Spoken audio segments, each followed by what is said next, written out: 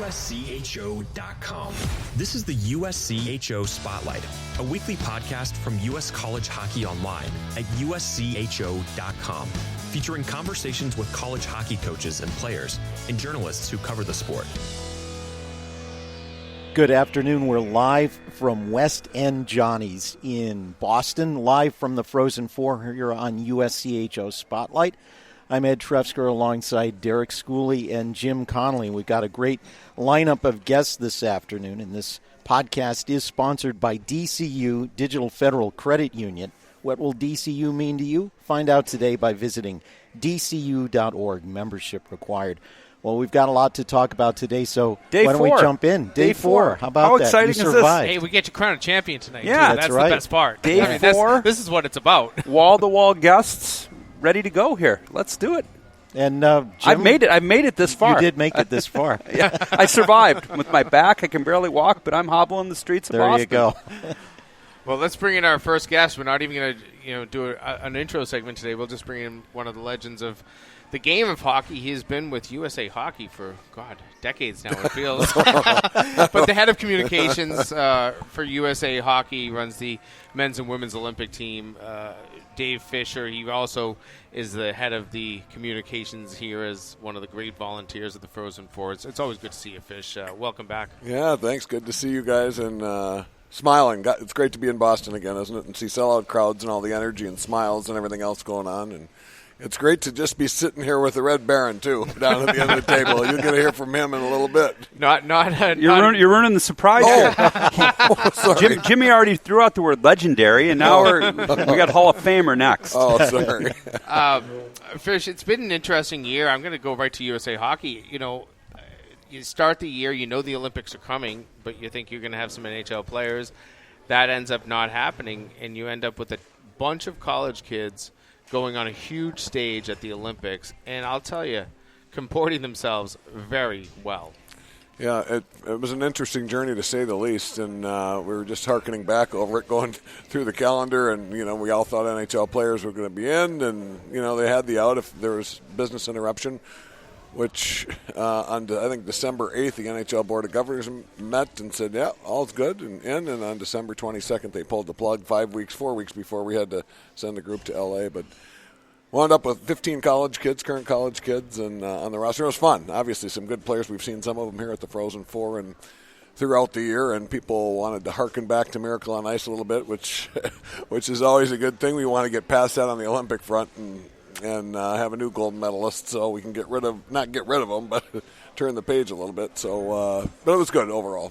And a great women's tournament again as well. And, that has really become a staple event at the Olympics for American viewers, Canadian viewers obviously as well. But you get the same two teams that you've had many times, and they are great rivals in the world of Olympic hockey, U.S. and Canada. And Canada came out on top, but still, what a run for that American team. Well, yeah, and it's nip and tuck always. You guys know. You've seen them. It's 1-2 goal games up and down, no matter when we play for what it is. I mean, our current group of players. I mean, obviously, the Olympics is the most visible thing there is, but we still have won. 7 of the last 10 World Championships, or 8 of the last 10. So, pretty remarkable run. And also great, our Paralympic team, too, and our sled team. Fun that they won the gold medal, and what a great performance. I don't know if anybody got to see the sled hockey, but it's incredible, those athletes. I saw parts on national television, which was nice to see that on the national networks over here in the United States. Schools, you ever been on a sled? No, I haven't. Yeah. You know what? My question to you is, you do this every year. Yeah. You run the podium so well. Well, thank you. What's your favorite part of this? Because you know what? Now that I'm a part of the media, yeah. I could be gunning for your job soon. You know what? But I don't want your pay. I want a little bit more than zero. Oh wait, that's what I get now too. So, what's your favorite part of doing the Frozen Four? That's the people. I don't think there's any question. Obviously, the excitement of college hockey this time of the year, the championship, it's great, and getting to hang out with all you guys and the rest of the media contingent, and you know all the players and coaches relatively, most of them. So. It's just a great celebration of the sport. It's been fun to see it evolve over the course of the last 30-plus years to where we're at today. Pretty neat. We were hearkening back to days, was it in St. Paul when we used to present the Hobie Baker Award after the national championship game in a back room with like 2 media at 1:30 in the morning. And now, I mean, we've had Friday night at the Frozen Four for quite a long time now, but it's come a long way, and it'll be fun next year to get back to Tampa. Dave, when you're moderating a press conference, especially, say, something like a Friday press conference when they've had practices, do you ever pick up on a sense of how a team's emotions or psyche are doing and maybe think to yourself, not asking you for an opinion, but think to yourself, wow, this team is really ready. This team looks a little tight or maybe not right there. Have you seen that? Do you sense that? That's an interesting question, Ed. I think probably there have been some times, and I won't get into specifics, where I've thought, wow, a little uptight here, and whoever the head coach is, and kind of they set the tone. Were you at Minnesota around the press conference when I played? Are you talking about me? And I go, wow, and everything, all different styles work, as we know, but you sense it, and I think coaches, again, it's like the players. When you've been through it once, maybe you change a little bit the second time or the third time because you go, oh, I think Mike Hastings has alluded to it here and how he's adapted from last year. Coaching that old grizzled team. Yeah, exactly. That was a fun moment in the Minnesota press conference when Bob Motzko referred to Minnesota State as old and grizzled. Yeah. You love those little moments. Like yesterday, there was a great moment when Mike Hastings was talking about recruiting and how you've got to sell the moms. I mean, that was fun. You get those little moments. Well, we try and keep it fun. I mean, everybody takes what they do seriously, certainly. But and that's one great thing about the hockey community. It's a fun, loving group, and people get along largely. And it's a serious time for everybody because they want to win a national championship, but. It is hockey. It's a sport. We're not curing cancer, so we can't take ourselves too seriously, I don't think. It's what this is like you said. It's about the people. I mean, we're here 3:00. The place doesn't even open till 4. We got people showing up with trying to get free hats. I would have been here at 3:30, but and then you got the Michigan fan guy comes in. He's just here to see Red Berenson. He gets some stuff signed, and it just you can see the passion of the people, and that's the fun part of college hockey. And I don't want to ever lose that. I think that's what we have in this game, and we have this between fans. We got a DU jersey here. We got a Michigan State jersey here. We'll have a Robert Morris jersey when the other guy puts it on. We got a lot of stuff, and that's what college hockey in the Frozen Four is about. Do we have a jersey? Has anybody got a jersey count yet? We usually try and see what number we get to in the stands. I know it's been done a lot before, and somebody tweeted at me and tagged me and said, oh, you got to get that jersey going. I can't even get into the stands right now because of the way the press box is set up, so it's kind of one of those I'd love to see and try to count them all. I guarantee if you can find Mike Idlebus, he probably has a count somewhere because he seems to be one of the faithful that is pretty good at getting that count. And I always love when you see not only all the D1 jerseys, but a lot of D3 schools out there. I saw Northern Arizona the other day. Defunct schools, too, while we're at it. Any UICs? I saw a couple years ago a Western Michigan Derek Schooley jersey. Did you? I had to take a picture of it because nobody believed it. That was somebody with some cash to be able to get that on eBay. No, it was fake. It was a made-up one. It was like brand new. There was a lot. There would have been a lot of puck marks from block shots and stuff on there if that was true, but it wasn't. It wasn't the real one. Fish, when we look at American hockey right now, it feels like it is almost at its crowning achievement. I know that there's been so many great moments on the international stage, but you just look at the number of college players that are going on and playing in the NHL. You look at the NHL right now, we don't forget that was a Canadian league. It felt like it for long. Yeah. And now you look at it, it's almost a balance between American Canadian players. What do you look at as the state of U.S. hockey at the moment? Well, I think we feel pretty good coming out of the pandemic. Obviously, everybody had interruption, and kids, weren't able to play, and that affects, the oomph of the sport to a degree. But I think we're just about back to our pre-pandemic numbers in terms of kids playing the game, which it's probably 2 or 3 years ahead of what we thought it would be. You never know. So I think that's a good sign. The coaching is as good as it has ever been in this country in helping kids develop, and we're so blessed with the grassroots volunteers all the way across the country, which I think people just take for granted. We certainly don't, but the moms and dads that are helping make youth hockey associations run, and it's just fun to see it expand. I mean, we all know. I mean, hockey was not in all 50 states like it is today when we got going in this, and it's only continuing to grow. I don't think it's going to stop growing in our lifetime. That's for sure. What's your favorite Frozen Four? Ooh, come on! On the spot. It's like naming your favorite kid. My favorite national championship game was in St. Paul, the 8-7 triple overtime game that Northern beat BU, and that had more drama than. I mean, there's been other great games. Both teams had 3-goal leads in that game, if I remember. That's right. And there were it was wild open nets and breakaways and wild swings, and it was just a fun college hockey game. So that's probably what year was favorite. that? 89? No, 91. 91, yeah, I was a freshman, yeah. And the old clear, I think, do we still have the clear boards in St. Paul in 91? Yep. Yeah, remember that? Yes. And Mark Buffet, I think, did he have the game winner? Mark Buffet, nice. Yeah, I played with Mark growing up. Did yeah. you? Yeah. Oh, my gosh. Who missed the empty net, hit the crossbar in overtime for Boston University? I can't remember. Yeah, yes. That was the Amani team. Yeah, it was Amani Tkachuk. Good memory. Yeah. What's been your favorite schools? I counted the other day. What I come up with 13? You came up with 13. You had mentioned. You know, with being the host, and I think my favorite was obviously I got to say the two Pittsburgh ones. I was really proud of the job we did last year with oh my gosh. through the pandemic, but being a part of the committee and going to them. This is my first one in Boston. I was impressed the other day. I was surprised by that, by the way. I think I would go to Tampa and say Tampa. Yeah. The first one in Tampa, not the second one, just because we were. I think as being a future host, everybody was looking at how if we were really going to if it was going to be an exciting one, and then the crowds turned out, and you had the great. Everybody wondered if that was going to be the biggest failure in Frozen Four because history. they kept comparing it to Anaheim. Yep. And then you had the great weather. You had every team had a bar in that area there.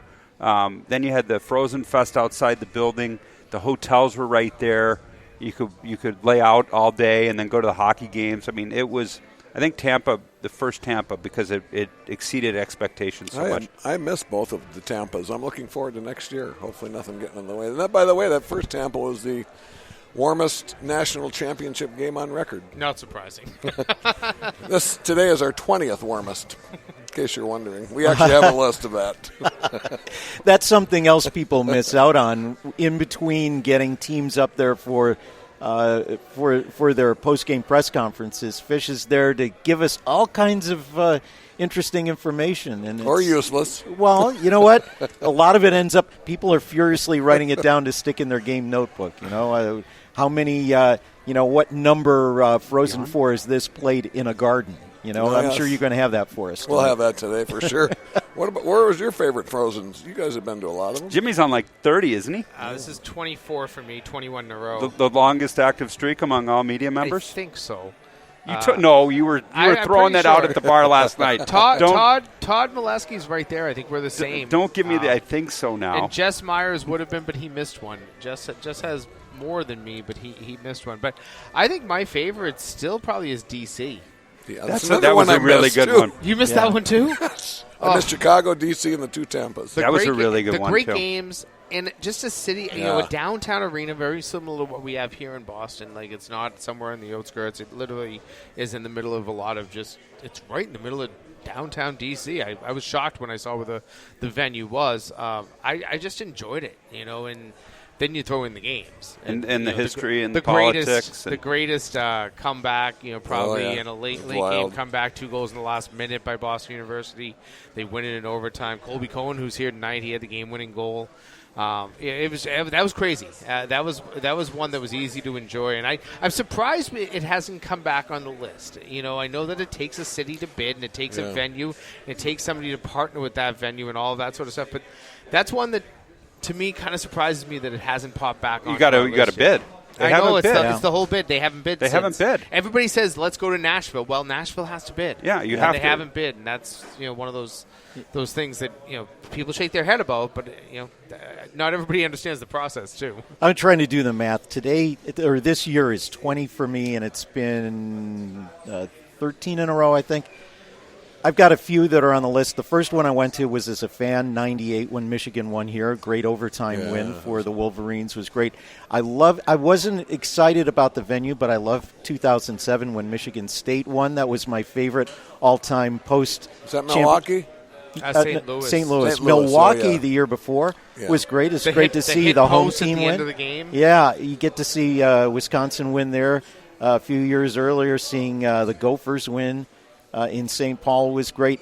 Totally as a homer, I didn't like Homer, right? Yeah, you are. He's the biggest homer. homer. No, totally RIT as a mark. homer, I was. To me, it wasn't a great Frozen Four. It was a unique experience, but being able to broadcast at the Frozen Four for RIT in 2010's got to be up there for me too. Yeah. That was an interesting one. I'll go there. I was at that one too. That was an interesting one. There were parts about 2010 I loved. Ford Field, Ford Field had such a unique feel to it. It was worth trying.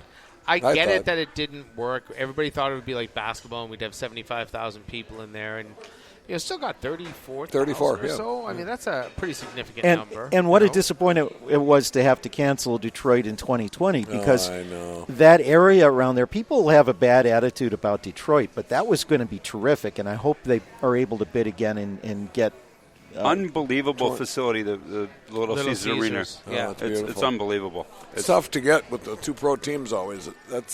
But we'll be back there. Those 2010 games that was about the worst is a bad way to put it, but the games were not very competitive. No, they weren't. I mean, that's one that jumps off the page going, wow, these games are so lopsided. Yeah. We don't have that very often, though.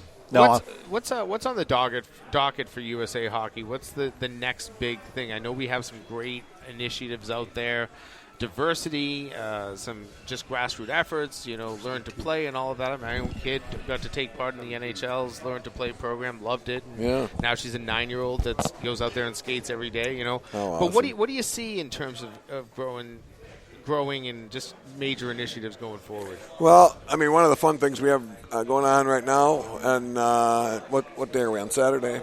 Saturday. Yeah, thanks.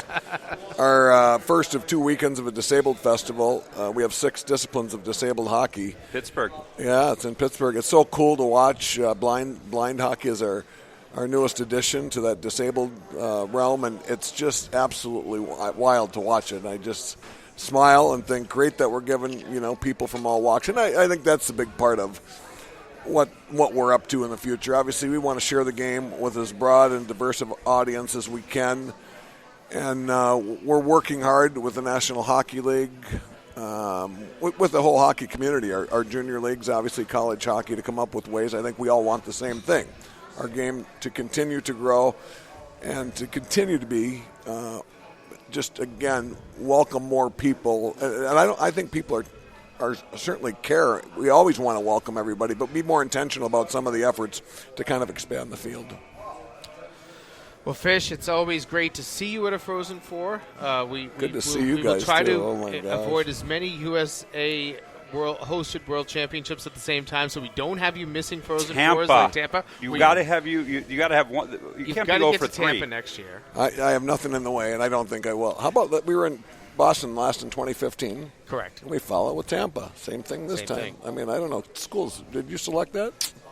I don't know. You might have been on the committee. Might have been on that committee back then. Might have picked some really good travel destinations for everybody to go to. Well, St. Louis, St. Paul, and then, of course, I think everybody's looking forward to Las Vegas, too, right? Yes. Huh. Yeah. Crazy like that, huh? Well, thanks for all you guys do. Appreciate it. And same to love you, it. Fish. And thanks for being part of the Frozen Four weekend every year. You make it a great experience for the media, and we appreciate all you do. Right back at you guys, and get ready for some great storytelling coming up next. I'll tell you, it'll be fun. Hey, you had to go first. You don't want to follow them. That's for no, sure. Yeah, exactly right.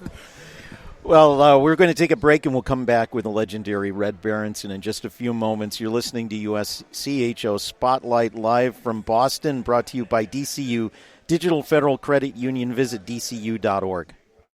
This is the USCHO Spotlight. People buy houses every day. No big deal to the bank. But buying my first home? That was a big deal to me. That's why I got my mortgage from DCU. They were with me every step of the way. I was able to get a great rate, and they'll service my loan for as long as I have it. Plus, they let me manage my mortgage online, anytime. My mortgage from DCU was the first step, and now I'm home. What will DCU mean to you? Insured by NCAA and MLS number 466914. Equal housing lender. Membership required. Visit dcu.org. Passion, talent, development. NCAA hockey offers all that, and its players graduate at a 90% rate. Johnny Gaudreau. Backhand score! Wow, what a goal! Joe Pavelski. And Shane Gostisbehere were stars on campus before the NHL stage. Whether you are a fan or a player, nothing compares to college hockey. Visit collegehockeyinc.com and follow @collegehockey. Champions of the college hockey world! To some, the sound of a baby babbling doesn't mean much, but that's not true. They're testing out vowels and consonants and trying different sounds. And by 12 months, their babbling is beginning to take on meaning, especially if there's no babbling at all. Little to no babbling by 12 months or later is just one of the possible signs of autism in children. Learn more at autismspeaks.org. Brought to you by Autism Speaks and the Ad Council. If you love them enough to listen to them practice the same song on tuba, please be done. Over and over and over and over and over, then surely you'll check nhtsa.gov/the right seat to make sure they're correctly buckled in the back seat. Sounds good, honey. Check today at nhtsa.gov/the right seat. Brought to you by the National Highway Traffic Safety Administration and the Ad Council.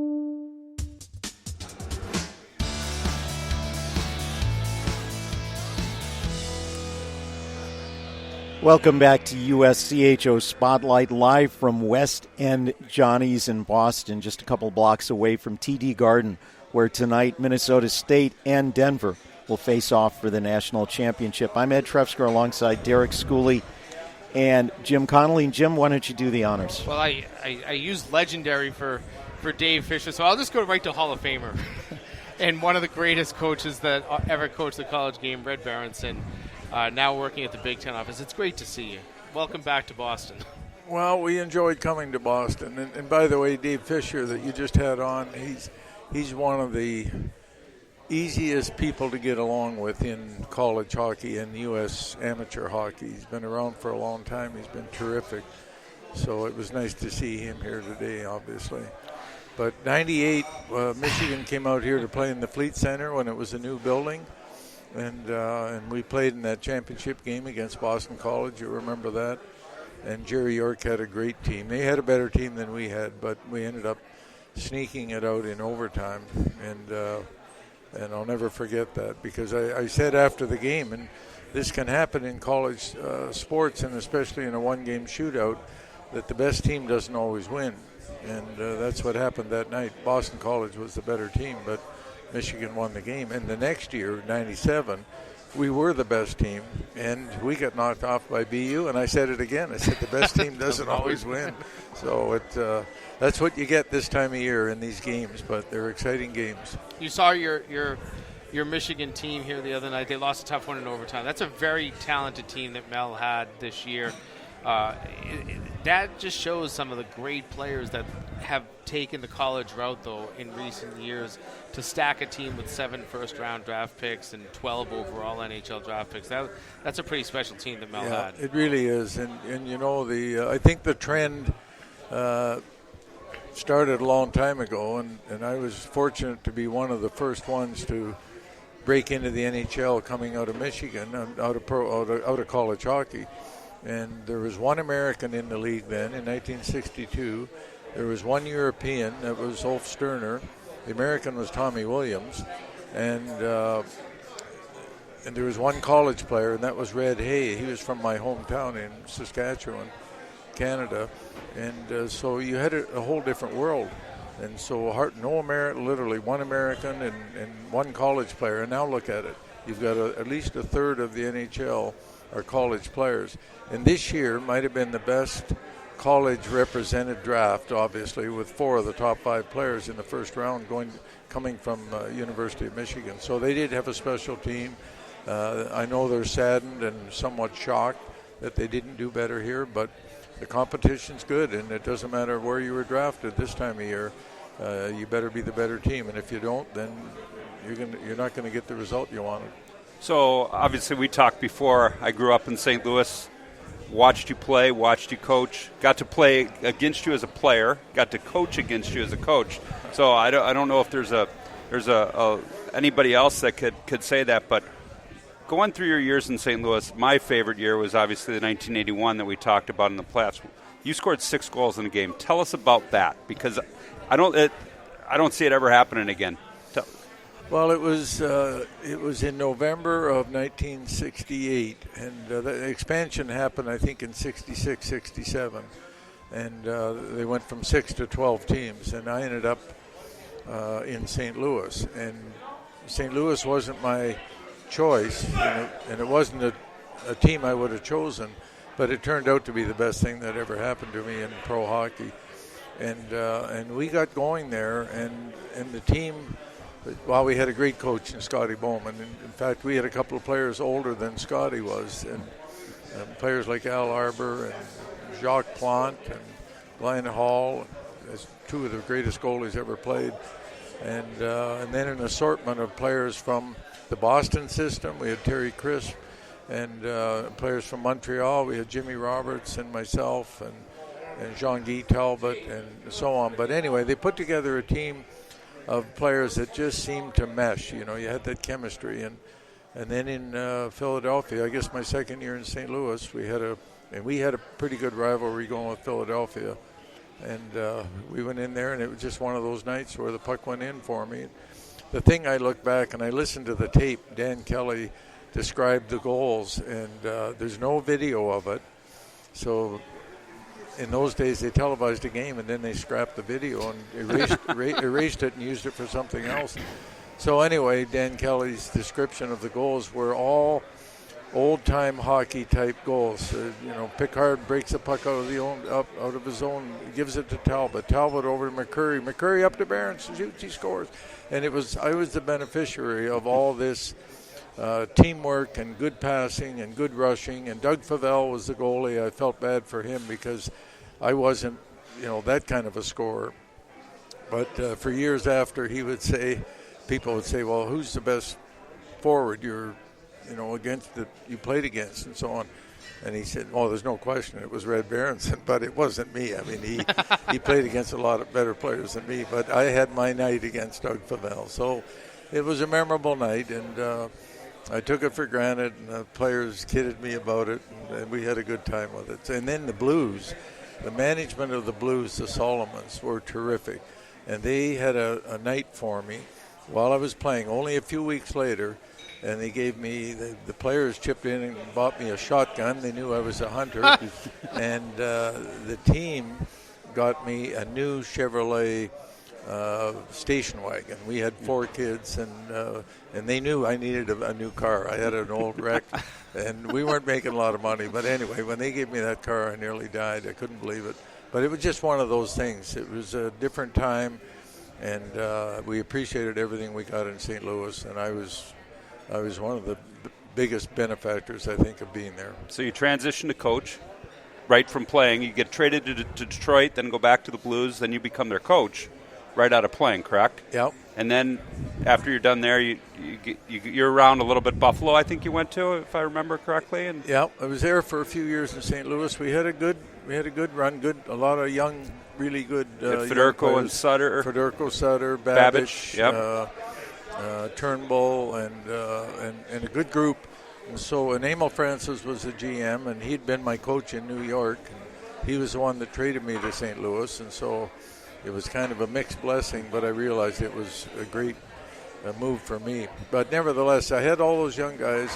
We had a good run, and we had Mike Liut in goal, and Liut was terrific. Bowling Green grad, absolutely. And so we had a good time there, and then I got fired, and that happens in coaching. You're coach of the year one year in the NHL, and the next year you're out of work. I was coach of the year last year in Atlantic Hockey, and then they dropped my program, so I beat you. There you go. Well, some things never change. Yeah, no doubt.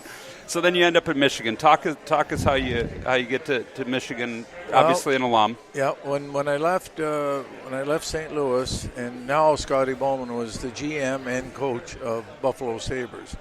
And they had they had an opportunity for me there, and they called me, and so I decided to go to Buffalo. So we went to Buffalo, and they had 6 first-round picks in the first 2 years I was there.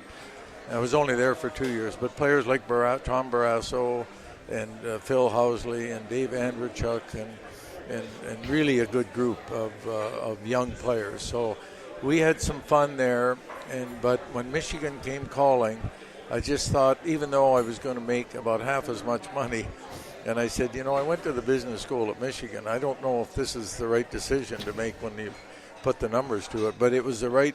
I'd had such a great experience at Michigan as a player, and I thought, if I can help other kids have that same experience, it'll be worth it. So I came back, and, of course, I thought all we needed was a new coach. We needed a new culture. I mean, you know how it is. You get to a team, and the players they're not aligned with your academic inspiration for them or the skill level or this or that and so on. But in a few years, we got it going, and then I didn't know how long I'd be there, and I pretty much stayed there till I was 77 and counting, and now I'm still affiliated with Michigan, but Mel Pearson's doing a great job with the program. You had the glory years run 4 straight Frozen Fours. I was fortunate to have Matt Herr as a friend, and he helped us as a volunteer one year. Yep.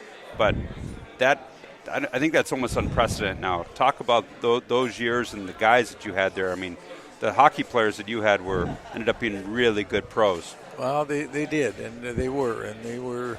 I can't tell you it was by design, but we went after the best players that we thought would do well at Michigan, and academically and on the ice.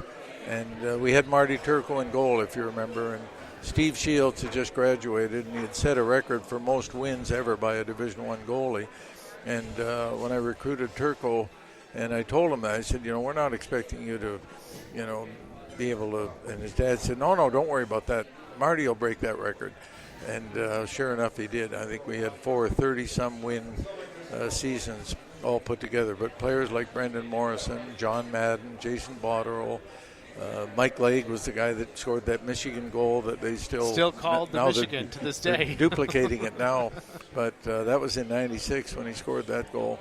And we had some great character people, and it was just one of those stretches where we had to lose, and lose not bad, but lose with a broken heart. In those 3 overtime games we played against Maine out in Providence, and I'll never forget the goal and how it was scored. And it just Billy McCalt was a player then, and Matt Herr was on that team, and they just had their hearts broken. And Mike Knuble, was his last year. It was in '95, and then '96.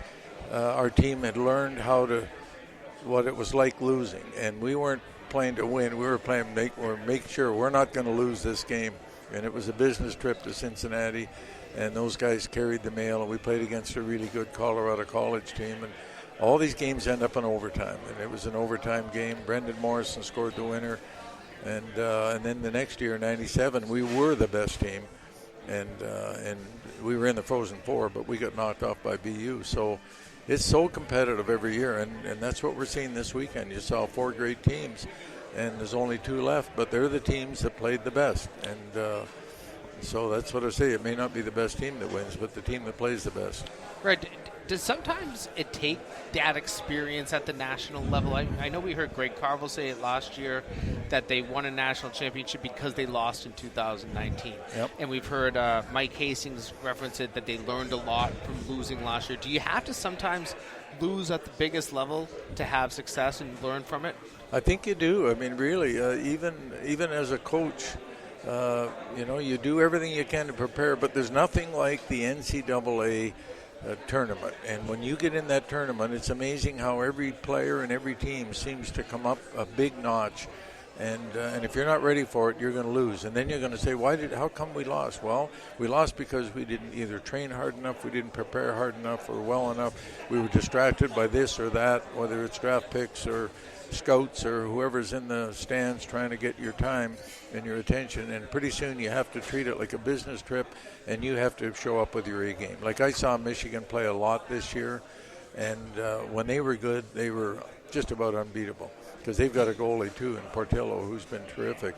But they could score and make plays and so on and so forth. But when they weren't as good, then that's what you saw the other night. They got outshot 2-1, and and Denver was the better team. Right, over the last couple of seasons, you've been involved as a special advisor for hockey for the Big Ten. What kind of things do you do to help out the conference?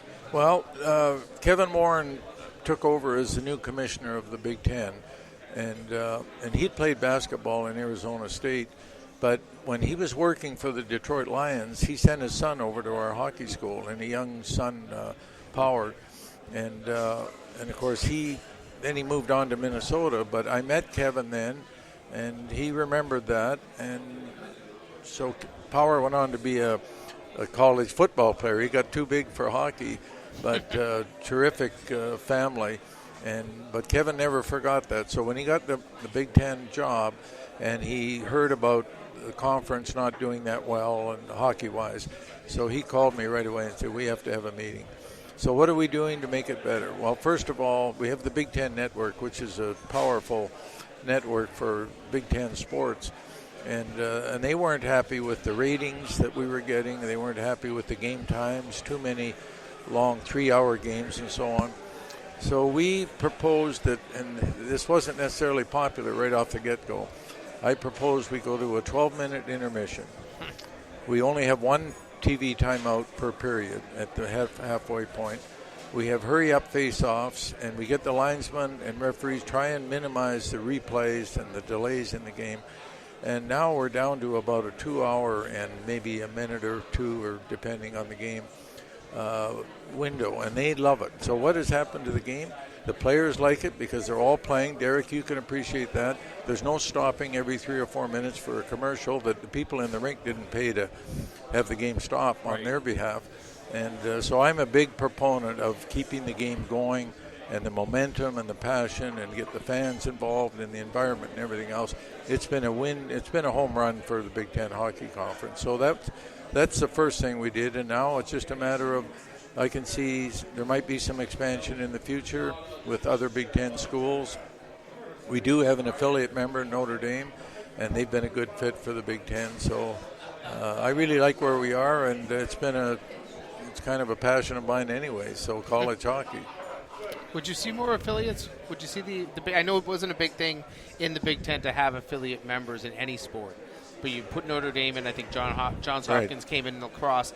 Do you see that as a possible road for expansion? Yeah, I do. I mean, there may or may not be a current Big Ten school that is going to finance a Division I hockey program for men and women. Well, Illinois has been the long-time discussion, was ready to pull the trigger, and COVID hit, and it was just talk about bad timing. So we'll see where it goes, but I think there's a real good future for Big Ten Hockey Conference, and I really like the way the conference operates, and I think it's just a matter of time when they find the right fit.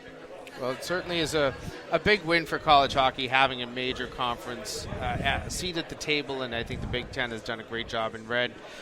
Thanks so much for coming by, just sharing some good stories. We love great stories, and we love talking college hockey, so we appreciate your time. Enjoy the game tonight. I think we're going to have a fantastic national title game. Should be a great game, and both teams look really good. I'd hate to pick one over the other, but it was interesting this year, with 4 Western teams showing up in the Final Four. You never know who's going to be here. So it's not predictable, but I appreciate you guys having me on, and look forward to – I'll have to find out now at my age. I'm not really good at social media yet, but I'll be looking you up and trying to listen to you as much as I can. So. See, I bring this up, I brought this up with Minnesota State numerous times.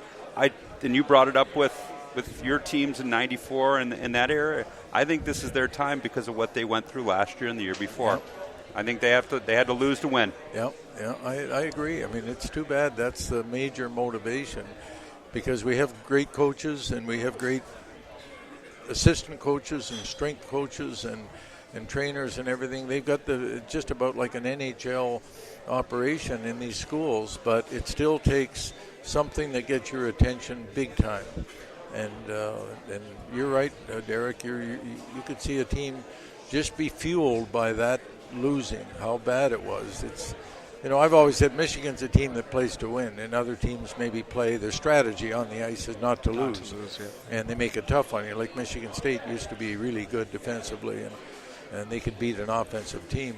But these teams have suffered. They've suffered emotionally, and they won't forget about that. And they'll be back tonight. So it could be a big advantage for Minnesota State. Yep.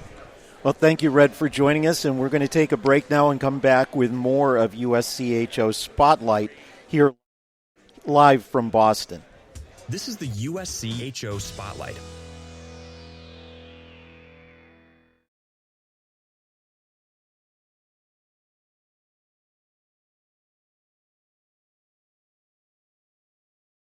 Sometimes it's not about wanting a new car, it's about needing one. And I needed one I could rely on. So I got an auto loan with DCU. They offer the same low rates on both new and used cars, and I was able to borrow a little extra to make a used car as good as new. My auto loan from DCU means a ride I can finally rely on, which feels like a pretty big thing.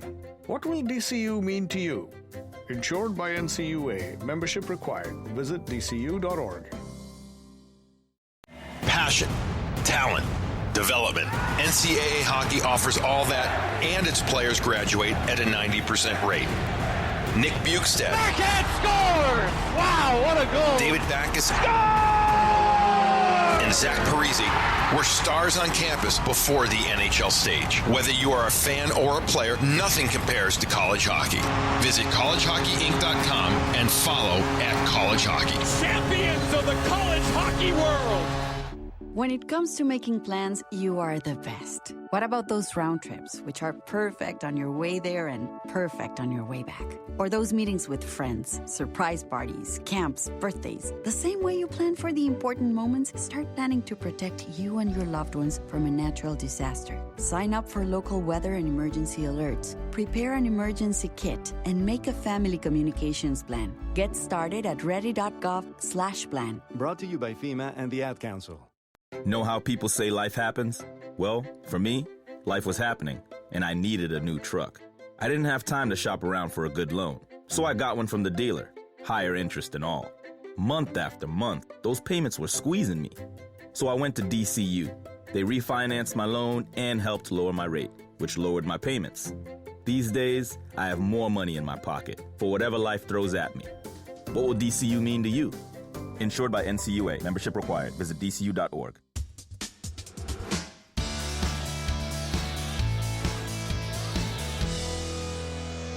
We're back on USCHO Spotlight, live from West End Johnny's in Boston, and brought to you by DCU Digital Federal Credit Union.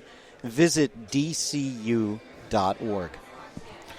We're going to bring in our next guest now, and the recipient of the 2022 Hockey Humanitarian Award presented last night over at the Encore Casino, given to college hockey's top citizen, and that's Josh Kozak from Union College. Hey, congratulations, Josh. Yeah, thank you. Thanks for having me. We had a chance to talk. Both Ed and I have both talked to you at separate times for different stories this year, but what a fantastic collegiate career you've had. On the ice, certainly, but obviously off the ice, what you were able to do in the community of Schenectady. Yeah, no, it's been very special. I'm just very fortunate the Cocoa House and Will Rivas accepted me and their family there, and it's been a very special journey, and it's a nice cherry on top for this weekend. Tell us how it all started, because you've obviously told Ed and I the story, but you're at Thompson Arena one night waiting to come out of the tunnel up at Dartmouth College, and you run into a young kid, and that was really what started everything. Yeah, just was the first guy out, before warm-ups, giving the guys knuckles or whatever before they go on the ice, and I saw this kid sitting there, threw him a puck, chatted with him between periods, whatever, and just kind of thought that was it, and then heard he reached out to President Harris at Union, and his mom mentioned they would be Union fans for life, and like the impact it had on her son, and that just really inspired me to do more, and how small of a gesture can go such a long way, and you never know what somebody else is going through, and you never know whose life you might impact. So the entire journey was just, it's incredible, and I'm just excited to see our next steps and see where this goes after this. When you got things going back at home in Schenectady, well, back at your adopted home in Schenectady, it really just started as bringing kids to the game, but then COVID hits, everything changes, and now it's become probably more than you ever imagined. Yeah, I was kind of blown away with It started with me giving out tickets a couple years ago, and now we're building the house in Schenectady. It's just the support that I've got, and the momentum it's got is incredible, and I'm very thankful for everyone for all their support, and the Union community is unbelievable. So it's been a fun ride. One of the things people have asked me when we've talked to different humanitarian award winners is how do they find time to fit this in, especially as a student athlete with classes, with practice, with games, with travel, and then doing this on top of it. How did you manage the time? I mean, if there's a will, there's a way. I don't like to have too much free time, so whether it was practices, games, traveling, whatever, or homework, if I had any free time, I would try to pop over there and help out any way I could. And this project, it definitely kept me very busy, but I'm so fortunate that they're very accepting of me, and the relationship we've built over the years is very special. One of the things we've talked about this week is how interesting the hockey community is, the college hockey community with Big Ten schools, with small schools like Union. Why was Union a good fit for you academically and as a player? Well, my biggest thing when I was going through the recruiting process was I wanted to find a school that, set me up after college. I never really had too much aspirations of playing pro hockey. I, was pretty aware of, the player I was, and I knew that I wanted to set myself up to go to a prestigious school. And Union was the first school I officially visited at, and I committed on the spot.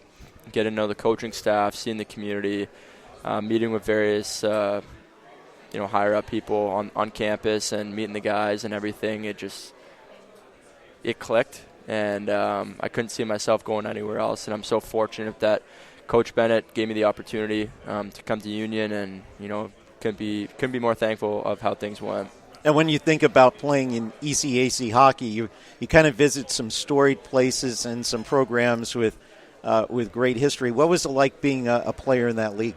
Yeah, I mean, it was pretty overwhelming, to be honest. My first year, coming from Toronto, it's so much different. You just, hear about schools like Harvard, Princeton, Yale, but, to physically go there and play them, on a weekly basis was very special. It was very cool. Got to see some cool rinks, play some very good teams, and, the journey's been unbelievable. And, we talked a little bit about this yesterday when we met, but maybe a little bit more about it. You were a captain for Union. You dealt with your program having the year off for COVID, and then leading the team this year and having change in coaching and all. What has it been like being a captain on that and providing leadership for younger players and your peers? Yeah, I mean, it's been extremely special. After getting named captain and then our season getting canceled, like what I said to you yesterday, I don't think it would have sat well with me if I just kind of graduated and moved on from Union. So it meant a lot that Coach Bennett and Ronan were accepting of me to come back and to lead that group. We had 17 guys that have never played a college game before the start of this year, and to go in. I was still trying to figure it out. I've never been a captain before. I've been an assistant, but it's a lot different to wear the C, and all the eyes are always on you and following your lead and that kind of stuff. I've learned so much about myself, and it's been an incredible journey, and I was very happy to lead this group, and they're unbelievable guys, work so hard every day. And, it was a very, tough ending to the year, but a special year for sure. What's next, I guess, is the big question. Obviously, every college athlete that comes out aspires to go to the next level and professionally.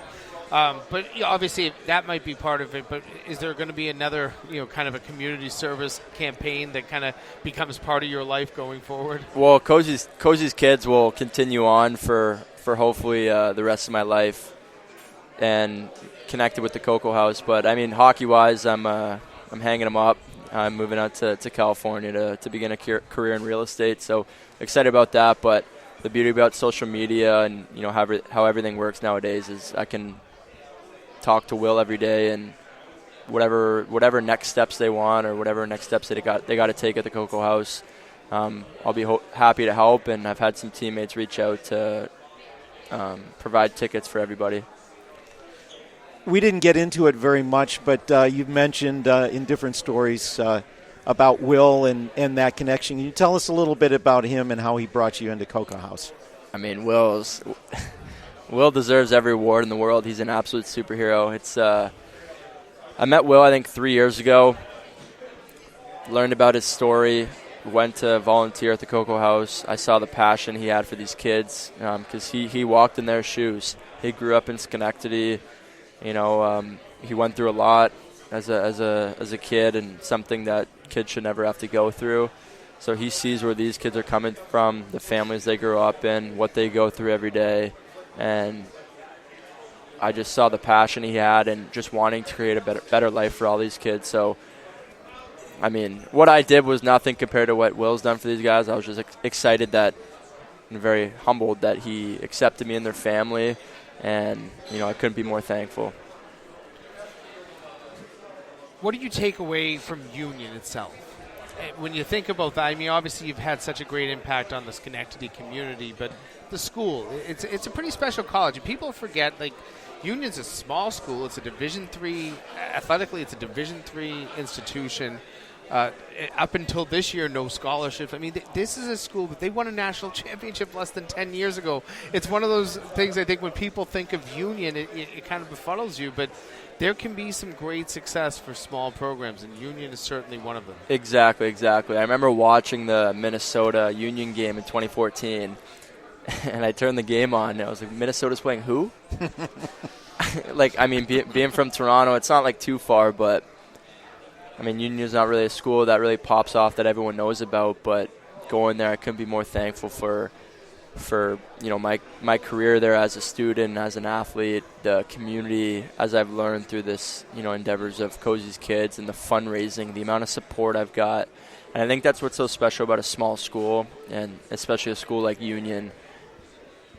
Everyone knows everybody. Everybody wants to help out. Everyone wants to create a better tomorrow for everybody, and it's just such a family. It's such a family environment. The small campus, you walk to a class, you'll walk past several people you say hi. Teachers you're on a first-name basis with. The classes are small. I mean, I could rave about Union for days and what it's given me and everything, but, I'm so fortunate I was able to go to Union, and, it's a place I'll never forget and a place I'll keep home. It'll be home for the rest of my life, so. A lot of personal growth for yourself as well? So much. I mean, coming in, I was a very naive, immature kid coming in, and I would like to think that I'm a mature adult now, and if it wasn't for Union, I don't think I'd be in this position today. You spoke about how maybe you got touched more by the volunteering than what you were able to give. What would you tell student athletes who want to find a way to get involved, or maybe even haven't thought about being involved?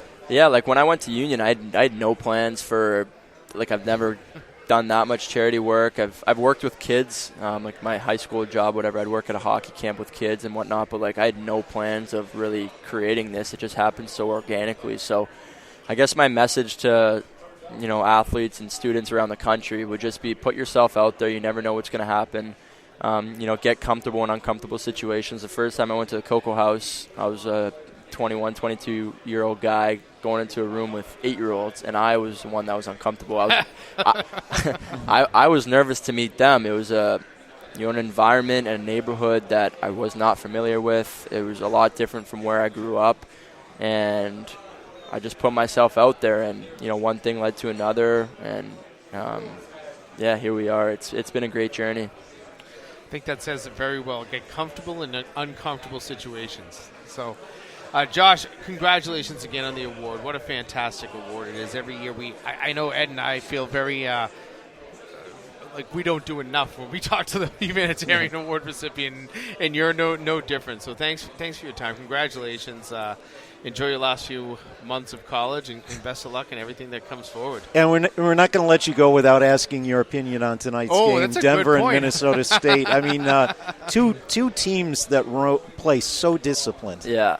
No, it's well. First off, thank you so much for having me on the show. It's I'm very honored to be here.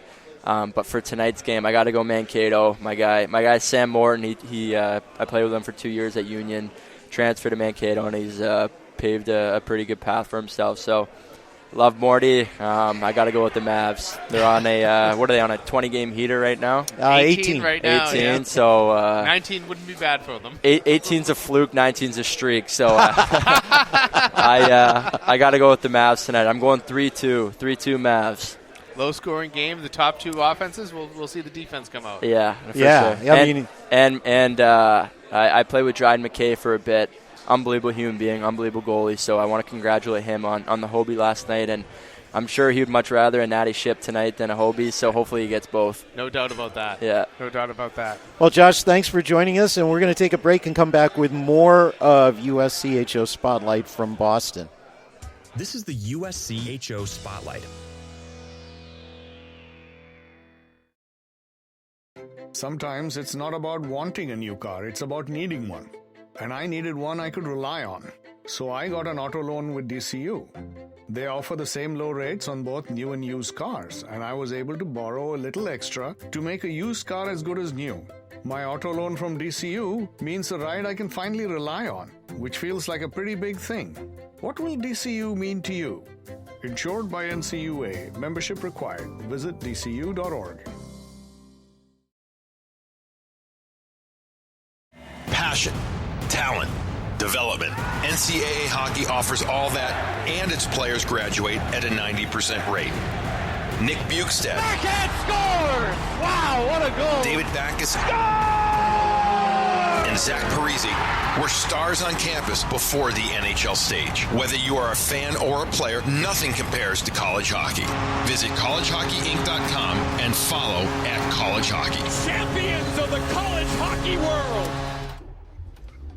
Mama, what does the chicken say? Dog. Cat.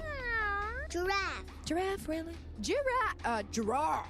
You're not going to get it all right. Just make sure you nail the big stuff, like making sure your kids are buckled correctly in the right seat for their age and size. Get it right. Visit NHTSA.gov/the right seat. Brought to you by the National Highway Traffic Safety Administration and the Ad Council.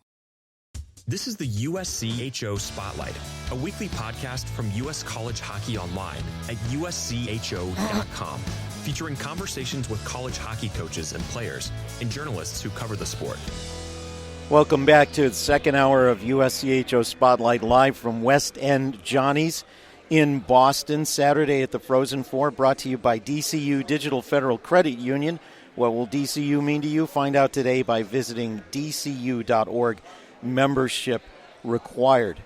Well, we're going to bring along another guest, somebody familiar to all of us, and a regular guest when we are at the Frozen Four. Jim, why don't you do the honors? He's the commissioner of Atlantic Hockey, a good friend of ours, good friend of the show, and God, I feel like I've known you forever, Bobby. Hey, wait. Bob DiGregorio. Real good friend of mine right now. And we are not talking about Robert Morris. This is not a Robert Morris segment. This is an Atlantic Hockey segment. So I'm warning you right now, Jimmy. I'm warning you, Ed, no Robert Morris questions, or I'm going to have to excuse myself from this call. You know what? Actually, I'd like to start out with... here we go. No, I'd like to start out with something that's fairly recent, and that was the Atlantic Hockey Tournament in Utica at Adirondack Bank Center. A really nice event. I was there for all three games, and... I was impressed, but I'd like to hear your assessment of it and how you think it went. Well, that was the first time we were there, and the funny thing about it, we were scheduled to go back to the Harbor Center, and then the Pagula Entertainment people they landed the basketball tournament for the same weekend, and there was no way we were going to go in to Buffalo and compete with them. So I went to several locations to try and get another neutral site to host our tournament, because that's what the coaches want. The directors are in that mode, and we met with the folks at Adirondack Bank, Rob Esch and his staff and everybody, and they gave us a great deal. And we met with the mayor. We had a great press conference. I mean, they really bought in. They did a great job selling tickets. We had a great crowd there the first night. I think it might have hurt that, RIT got lost in the semifinal round because all those fans that they brought didn't come back. But the community was there, which was very good. Somebody asked me the other day, how did you do financially? I said, we made money. It was they really helped us. The deal they gave us was very good. They really bent over backwards taking care of us while we were there, and I think they did it for everybody. I mean, Todd Bell, the associate commissioner, said that there were communications people, the production people that helped us with the flow sport part of it. Were just terrific to work with. Their talent was great, so we were very happy, and the fact that we made a little money helped us as well. And I wanted to mention that I did get a chance to go back and watch some of the TV production that was on Flow Sports, and it was superb, top-notch, great broadcasters and production. You also mentioned Todd Bell. He's new with the league this year, and as media people, we noticed right away the dedication he had to the job, and he's really helped elevate the league on social media and helped us in the media do our jobs better. Well, when we interviewed Todd, that was explained, and I told him we gave him some targets, things that we wanted him to do, and he is just a consummate professional. He obviously was with the WCHA, and he's been involved in football, and he's been involved in the Olympics and the world of experience. And he was just a perfect fit for us. He really wanted the job. He was living in Minnesota, so he now lives at Revere Beach. He never lived on the ocean before. I mean, he walks out his door, he walks across the street, and he's in the water. He's got a great spot. He really loves it. He loves the league. He loves the people in the league. And he feels that the cooperation, and I've seen some. We're putting together our annual report for annual meetings coming up with the coaches and directors, and the numbers in viewership in terms of Flow Sport, the numbers in terms of Twitter and the other, social media, social platforms have grown exponentially this year, and it's his effort, and that's not my field. I'm an administrator, I'm the scheduler, I'm developing the officials, working with the coaches. I'm not a media type. Like if they ever said you don't have a media person, you're going to have to do the stats. Stats wouldn't be very good if I. So. What's the play obviously has improved from year to year. I mean, I can attest to that, and I don't think the league gets the credit that it deserves on a daily basis, because everybody looks at it as a one-bid league. Mm-hmm. What are the next steps on being potentially getting a second team in the league or in the tournament, all that kind of stuff? Mm-hmm. I know the answer to this question, but I'm sure the viewers. This is a great question for the listeners. No viewers. Nobody wants to see our faces. Well, I think the prime example, Derek, and we talked about it, and I've talked about it with the executive committee of the league. We had 76 non-league games this year. You can't win 26 of them. We have to improve that non-league percentage. And of those 76 games, 50 of them were on the road. That's killing us. We've got to get more of those games at home. We've got to improve the non-league competition. I think this year, obviously everybody knows we lost a couple of years with COVID, but this year was actually the first year that everybody had the 18 scholarships. So our rosters are getting stronger. Our recruiting is getting stronger. But now even RIT can do it because of the legislation was passed. So they'll have 18 scholarships. Service academies have different type of scholarships with different types of commitments, but I think we're going to continue to get stronger. But we have to improve on our non-league. Now, we improved a little this year, but we've got to get up in the 400 range if we're going to, like everybody said this year, how did the NCHC get 5 teams in the tournament? Well, if you look at their non-league winning percentage of .635, that tells you how those other teams slid in there, because they had very, very strong non-league wins. But we continue. I agree with you 100%. I think our talent is the other problem that I see this becoming a problem more and more now is this portal and the extension. I mean, if you go on there, as of yesterday, there was only one school in our league that didn't have players on it, and that was Niagara. Everybody else in AIC joined it yesterday, losing five, Top the two joint scorers. and the top two scorers is right. And we've got to find a way to do this. I mean, what they've done by this portal, and I understand that there are some reasons people should transfer, but not because I'm not 300 players right. in a year. I mean that's not good for the game. It's free agency, and we shouldn't have that in college sports. Well, when we had a good run in the mid 13, 12 through 16, and made 7 straight tournaments. Right. I look back at some of those teams. I would have lost some of those players right Oh, away. absolutely. You know, we had Cody Wido, 31 goals as a junior. In that scenario, he doesn't return for his senior year with the way things are right now. He's at a top school, and it's no fault of ours. It's nothing that we did opportunity-wise. It's the agents, the advisors, it's the people that are getting to him, per se, that cost that. And like you said, there needs to be some, I'd say, some legislation or some, I think the word that I heard last night was guardrails put on this and figure out a way to slow it down.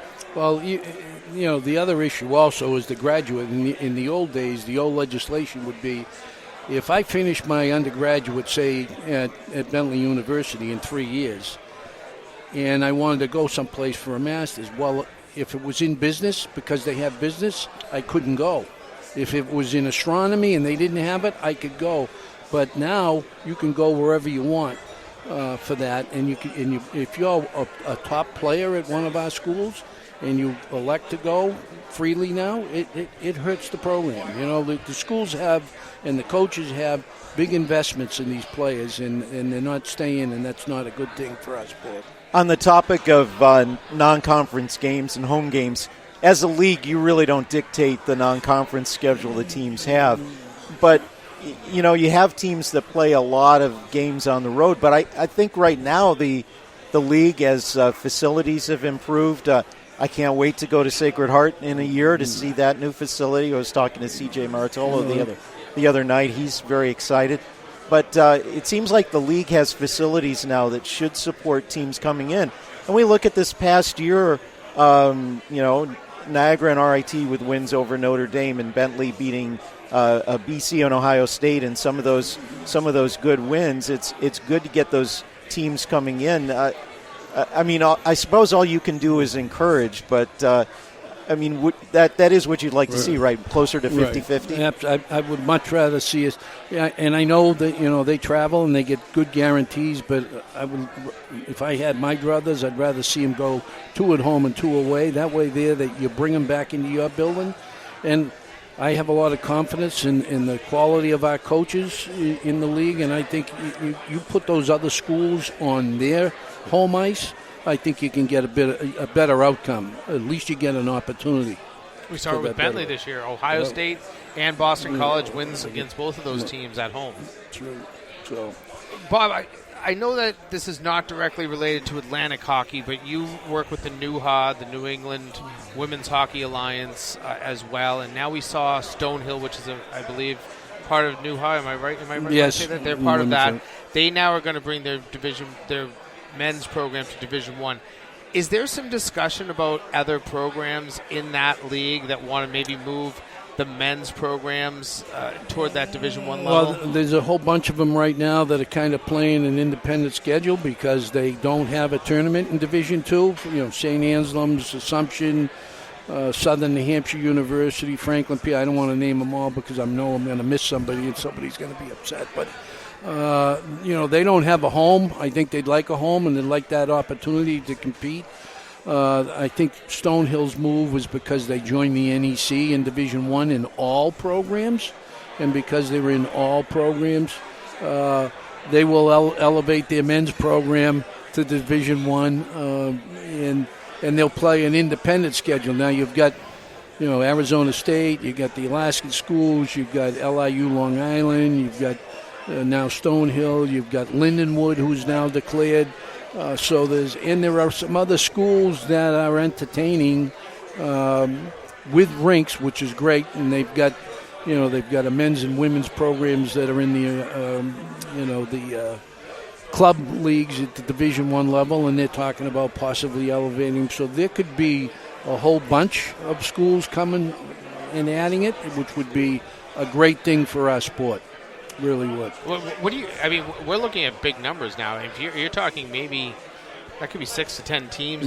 Jimmy's going to want a We're 70 kick again. He's man. going 70 here. No, I said 80 the other day. 80, Can and we I get to said 80 70. programs? I feel like we have enough talent out there to get to 70 or 80 programs. I think you can. There is a lot of talent. I think the pool is growing. I think the opportunity for young players on both the men's and certainly on the women's side is greatly increased. To your point, Stonehill did elevate their women's program. They hired Tara as the new head coach. They've been recruiting all year. They start in the league, in the New High League this year with a full schedule, and they're eligible for the playoffs. We've been in contact from 2 other schools that potentially are going to elevate their women's program. So I see a lot of growth in that regards as well. So, I'm just hoping that we can establish some rules and guidance on this portal, and we can stop some of this free agency.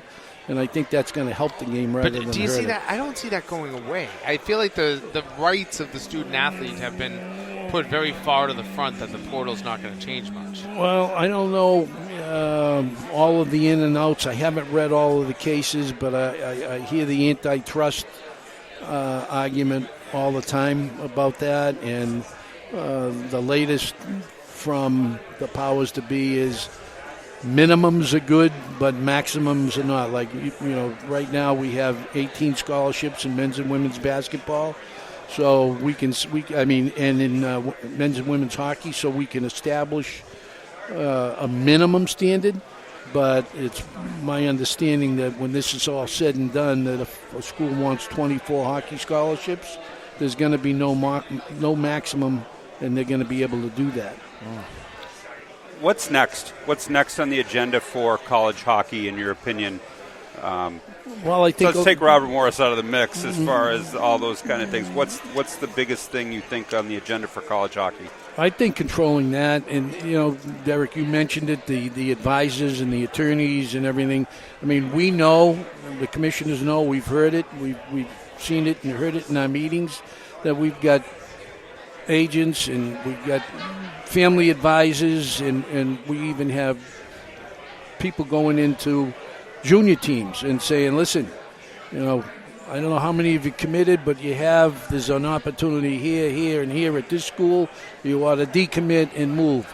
That stuff, to me, we need to maintain the ethics in what we're doing here, and that's a major concern of mine, that the ability of coaches to call.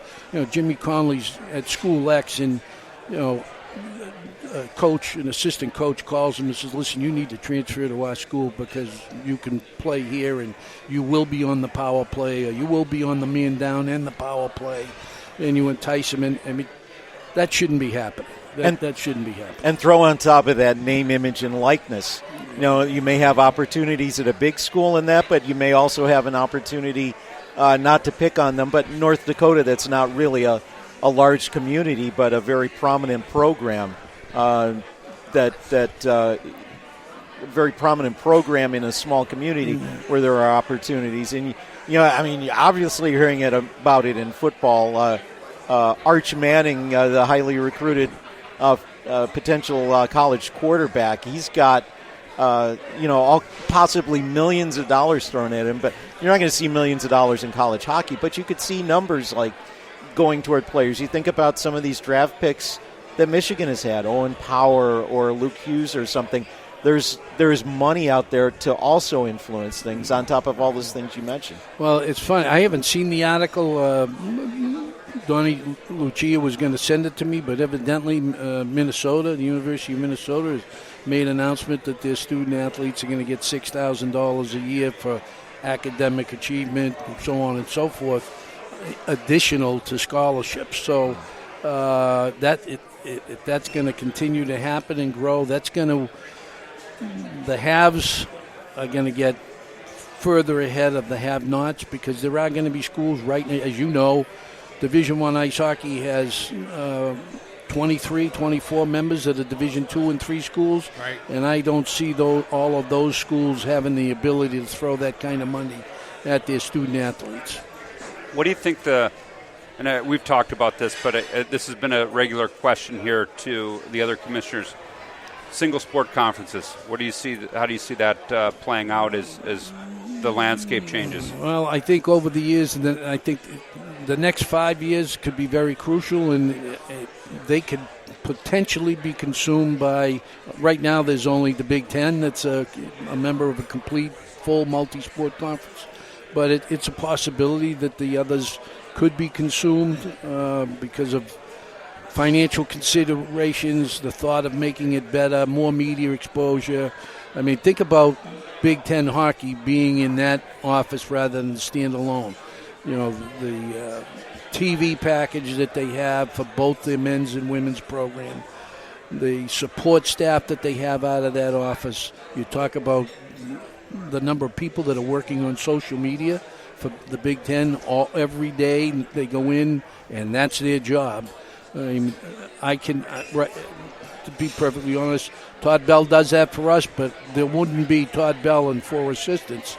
We just do not have the ability to maintain that financially. So that's kind of so you see it going that direction. I could see it moving in that direction. Right now, my understanding that they haven't made any movement in eliminating them, but I think it could happen as things move on, particularly if the limit on scholarships raises. I understand that the limit on coaches is going to be open, that you can't establish a limit on the number of coaches. So, you know, Derek is a head coach, or Wayne Wilson is a head coach, or any of the head coaches can say, okay, it's going to be me now and 4 assistants and an operations guy. And without that control and ability, programs and costs are going to expand. So we did see some good success in the awards side, and you had an All-American from Atlantic Hockey this year. The caliber of player, I know Derek kind of started out with this, but the caliber of player is increasing. And I think that is that the scholarship issue? Is that from when you got to 18, is that what the game changer was? Well, I think that's helped, but, you know, Colin Billick is an Army. He went there. He got a 4-year commitment after this. He had a 4-year full, right, no matter what. Correct. You know, a little extra work on the side, though. You know, there's a little difference between those two service academies. You go to Army and they give you a helmet and an M16. You go to Air Force, they give you a helmet, but they give you an F-18 to fly. So it's just, you know, it's a little different. But you're right. I think, Jimmy, we've got more talented kids coming in the league. I mean, you look at the portal today, and some of the kids, our best defenseman in the league, Rookie of the Year a year ago, Barraro from Bentley, gone. Don't know where yet, but he goes on the portal. He's going to Notre Dame. Oh, it did come out? I haven't seen that. So this whole weekend I haven't been on the portal at all because of the events and the meetings and stuff that we've been attending. But, I mean, that, you know, Bentley brings him in, he develops, he plays in 68 games over 2 years. He's the best defenseman in the league, Rookie of the Year, best defenseman this year, and they lose him.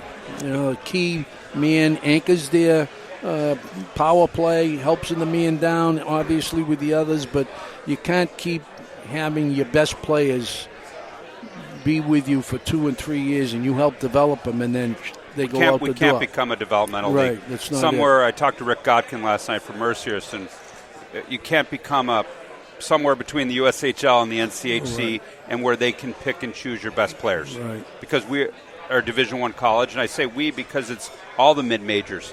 You know, you look at CCHA schools, the same thing happens to the NCHC Big Ten, and it's a pecking order. And it just can't continue that way, or you know what, you can't lose your best player every year. And I feel for the guys right now because, like you said, Bavaro and Canisius has got 2 guys that are some of their better players. Cavalry at RIT. You go down the list of people in the portal, and they're some of the top players in the league. Well, you mentioned Rick Godkin. His goalie, by far, was the best goalie in the league consistently and everything. Gone. I lost Francis Marat. You know, right. I mean, it's not good for it. It may sound good for the student athletes, and this is what you have to have, but it's creating chaos, and it's not good for the sport. It really isn't. Well, Bob DiGregorio, it's always good to catch up with you. We appreciate your time and everything you do for the game, and enjoy tonight's final. I think we're going to get a pretty good hockey game over there across the street. I think it's going to be very exciting. Two good teams, good goaltending, and I think it's going to be a real challenging game tonight for both. And congratulations for us being on the same podcast for 20 minutes and not bringing up reinstatement of Robert Morris. So we got one thing done today. It was that. Well, Okay. Bob, thanks for joining us. We're going to take a break and come back with more of USCHO Spotlight from Boston. This is the USCHO Spotlight. Money for rent? I always make sure I have it. But a little extra for a rainy day fund always felt out of reach, till I switched to DCU and opened their free checking account. Now, I'm able to get my direct deposit up to 2 days sooner. And I even get reimbursed for those expensive ATM fees. All those savings add up to more than just money. My checking account from DCU means more sure things. What will DCU mean to you? Insured by NCUA. Membership required. Visit dcu.org. Passion, talent, development. NCAA hockey offers all that, and its players graduate at a 90% rate. Nick Bukestad. Backhand scores! Wow, what a goal! David Backus. And Zach Parisi were stars on campus before the NHL stage. Whether you are a fan or a player, nothing compares to college hockey. Visit collegehockeyinc.com and follow @collegehockey. Champions of the college hockey world! What is dedication? My daughter is biological and my son is adopted. I love them both so much. From the morning when you wake up to putting them to bed at night and every moment in between. I think a parent's job is to protect our children, but also prepare them for the world so they become good, kind human beings. That's dedication. Find out more at fatherhood.gov. Brought to you by the U.S. Department of Health and Human Services and the Ad Council.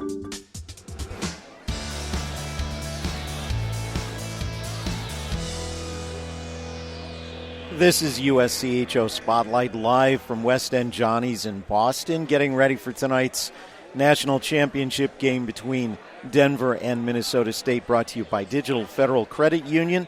What will DCU mean to you? Find out today by visiting dcu.org. Membership required.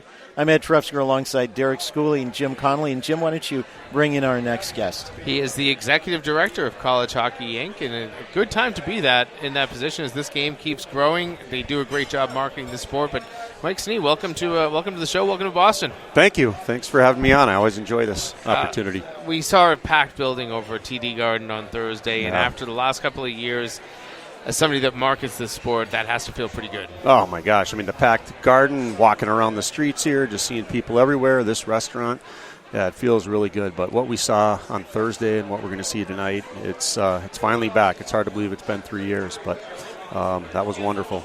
How difficult were the last 3 years, not just on college hockey, but on what you guys do at college hockey? I know there's been more opportunities maybe to use some virtual. Yeah. Zoom became a nice thing, but at the same time, you're trying to get out and talk and evangelize this game to future players all over the world. Yeah. It has to be challenging when you have pandemic rolling all around you. Well, it was. I'm glad that we're hopefully through it here, but it made us better because we discovered virtual.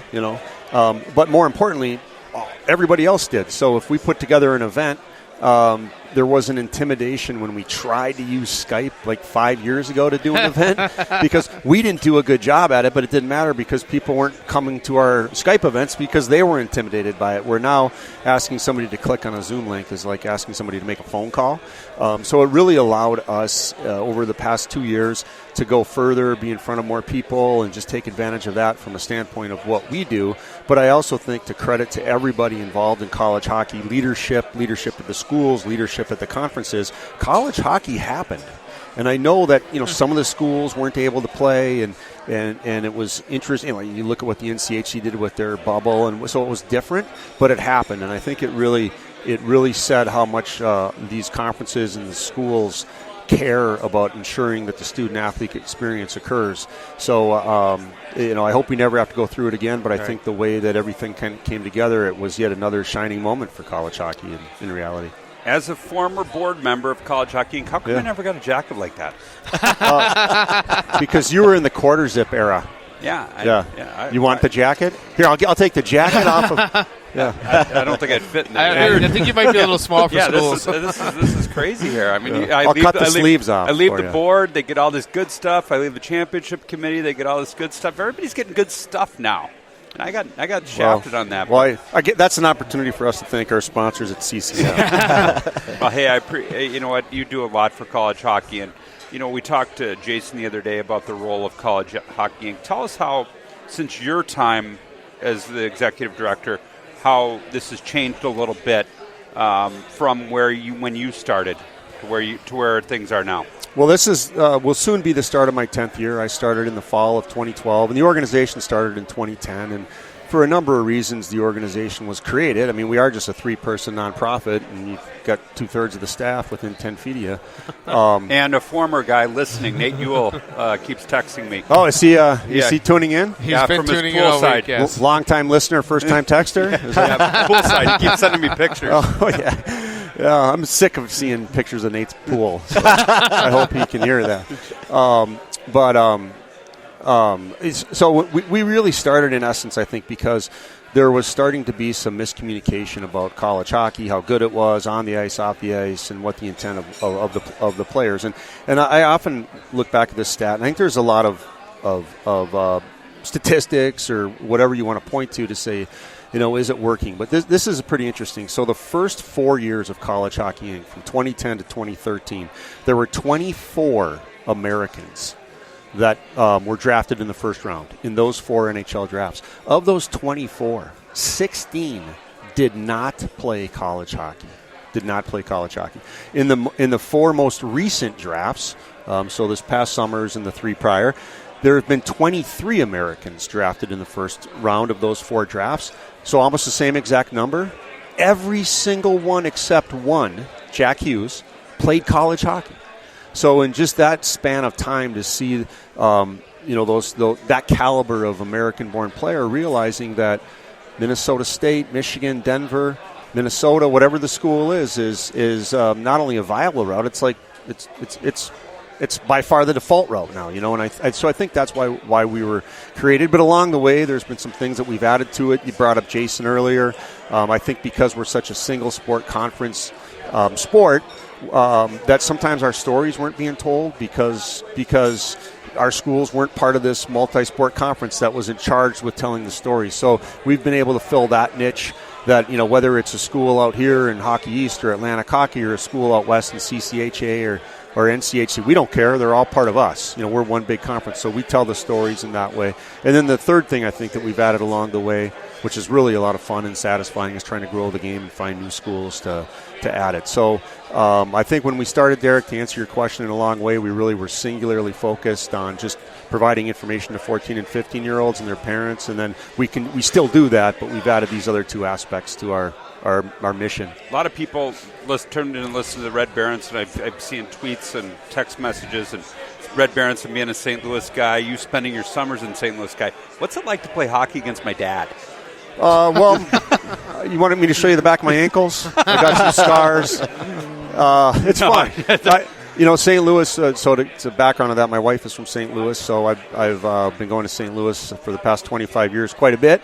And I knew it, but, it's a wonderful hockey town. It's a wonderful hockey town, and I think it's kind of finally people realize that. But Which leads into Lindenwood. Yeah, which leads into Lindenwood. And then, I'm going to talk about me playing, Derek. Oh, you want me a chance to talk about me playing. So there's just a great group there, and they've kind of welcomed me in. And every time I go there, I go play in this group of guys that play hockey. And it turns out, he and I had been playing for a long time. And one time, your dad had a Robert Morris shirt on, and I looked at it, and I go, hey, wait a minute, Derek's from here. And I said, you Derek's? And I had no idea. I'd been playing hockey with your dad all this time. But Lindenwood is just another example. Augustana.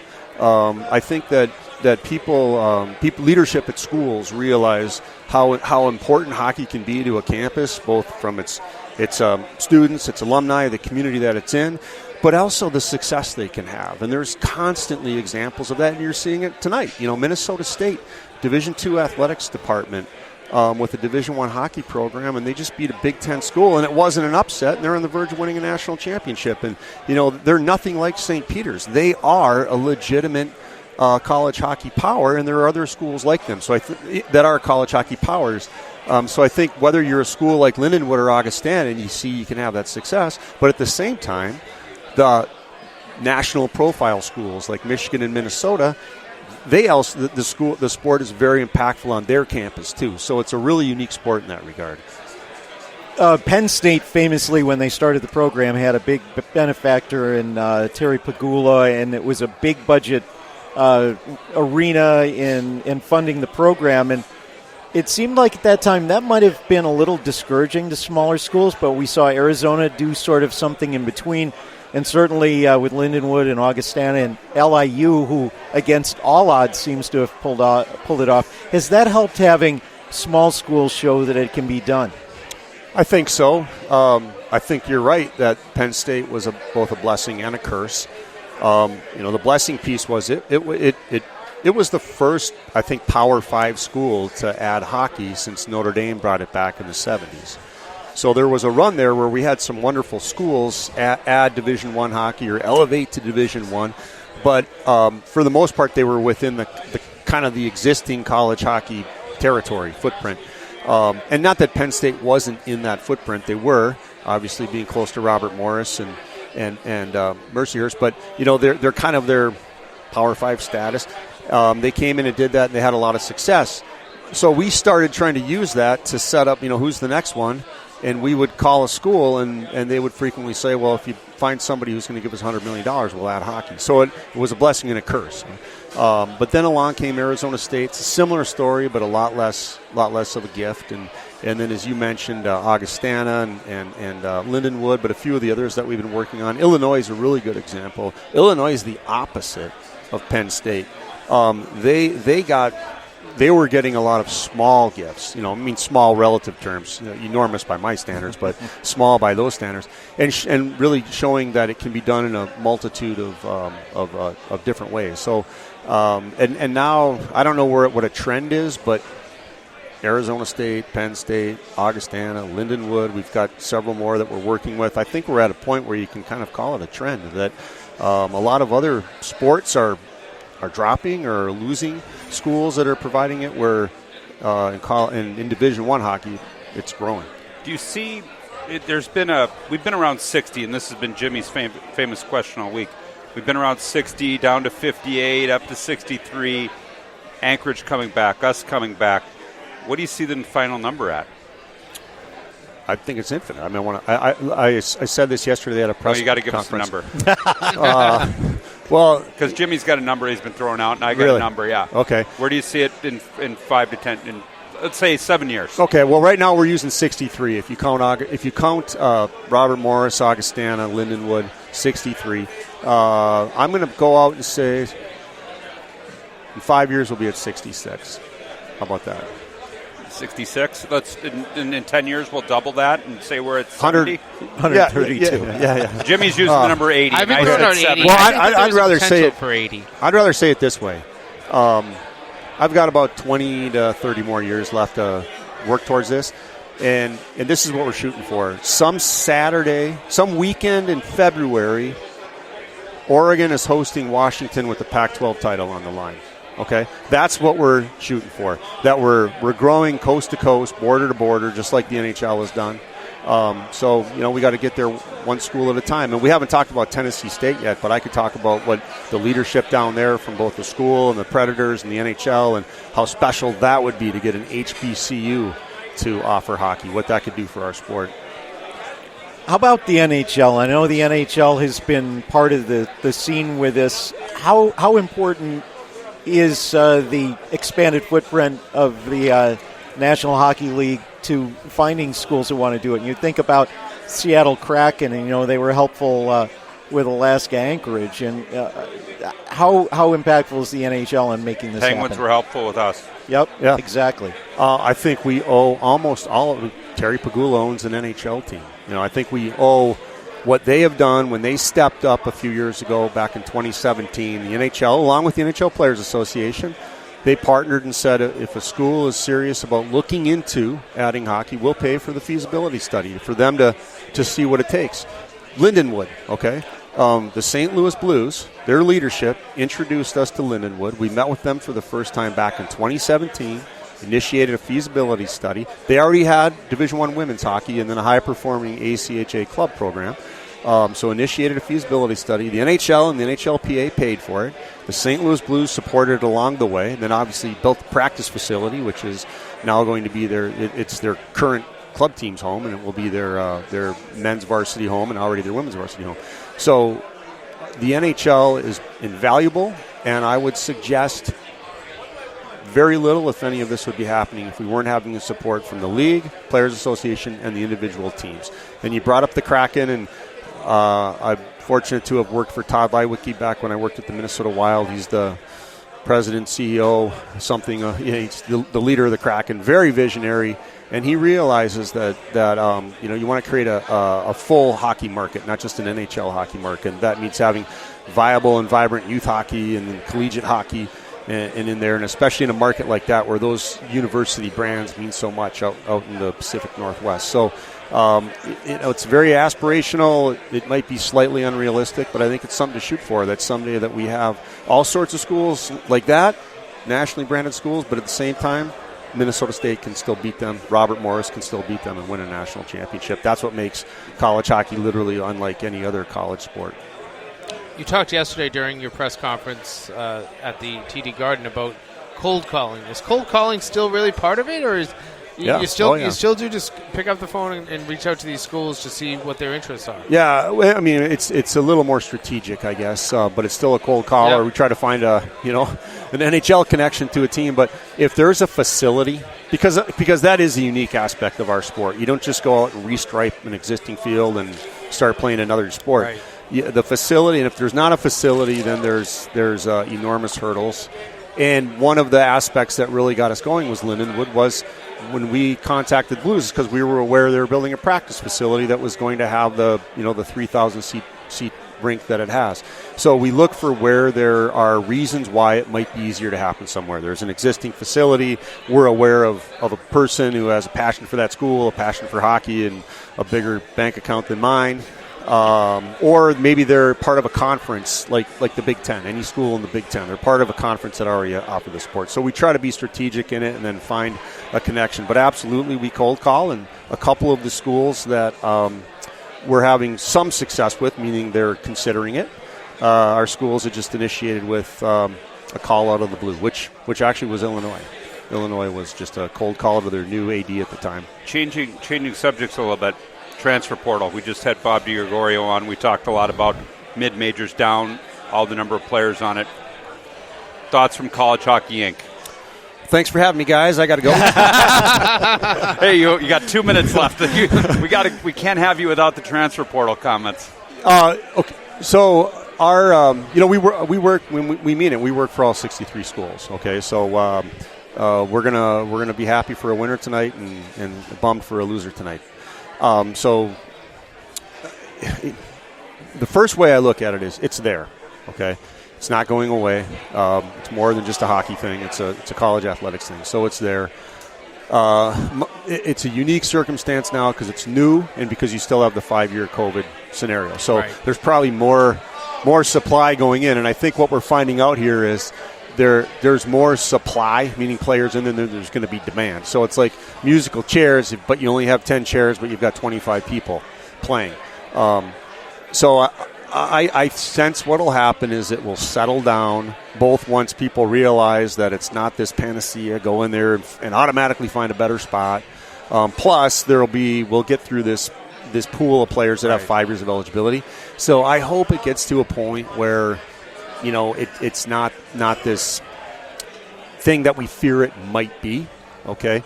But, it's not going away. And how's that for an answer, Derek? Very politically correct compared to all 63 teams. Yeah, we just we like to stick to, why is his name escaping me? The hockey humanitarian, Josh. Okay, Josh. So I was listening to your interview with Josh, and I was there yesterday when when he won, and I've read about him and stuff. And we do talk a lot about the guys in the NHL. We just had our 334th player, record number for college guys in the NHL. We talk about that kind of stuff, but it's really Josh's success story, because there just aren't that many spots in the NHL, but there's a whole lot of spots for a guy like Josh to play. And so, your politically correct answer, we love telling those stories, and it just, I feel most guys that come and play college hockey, they're not going to make a living at hockey, at pro hockey, because there's so few spots. And regardless of whether you're playing in Europe, you're playing major junior in Canada, whatever it is, there's just not enough spots. But, man, you got to say that Josh is an example of just a successful college hockey story, right? And he's played his last game. So I don't know how I took the transfer portal and turned it into Josh, but well, you know what? I think your transition was nice. I've learned the transition. I'm not a pro like you either, Derek. The transition right now is working well, but I think what the nice thing we talked about yesterday is, and Ed talked about it, Jimmy's talked about it, and is just the thank yous you get from players for affecting their lives, and that's really what college is about. College is about the 4 years, now in some cases the 5. It's about the experience. It's about going back to your alumni reunion. It's about all that stuff, and it's about stories like Josh. Yeah, and Josh said, in 2014 he had never even heard of Union, right? Yeah, and now Union will be part of his identity for the rest of his life. Yeah, it's true. Well, Mike Snee, we appreciate you stopping by and sharing your input on the sport, and I love what college hockey is becoming. I love the growth, and I know you have a big part to do with that. So enjoy tonight's championship game. It should be a heck of a hockey game, and we'll do. Yeah, appreciate your support. And I love the coat. Yeah, appreciate the support. We do have to get you a new 30-second spot, though. Yes. Yeah, some of those players have retired by now. Yeah, so we'll get that for you. All right. Thanks guys. Appreciate it. And we'll be back with more of USCHO Spotlight live from Boston in just a moment. This is the USCHO Spotlight. Sometimes it's not about wanting a new car, it's about needing one. And I needed one I could rely on. So I got an auto loan with DCU. They offer the same low rates on both new and used cars, and I was able to borrow a little extra to make a used car as good as new. My auto loan from DCU means a ride I can finally rely on, which feels like a pretty big thing. What will DCU mean to you? Insured by NCUA. Membership required. Visit dcu.org. Passion, talent, development. NCAA hockey offers all that, and its players graduate at a 90% rate. Johnny Gaudreau. Backhand score! Wow, what a goal! Joe Pavelski. And Shane Gostisbehere were stars on campus before the NHL stage. Whether you are a fan or a player, nothing compares to college hockey. Visit collegehockeyinc.com and follow @collegehockey. Champions of the college hockey world!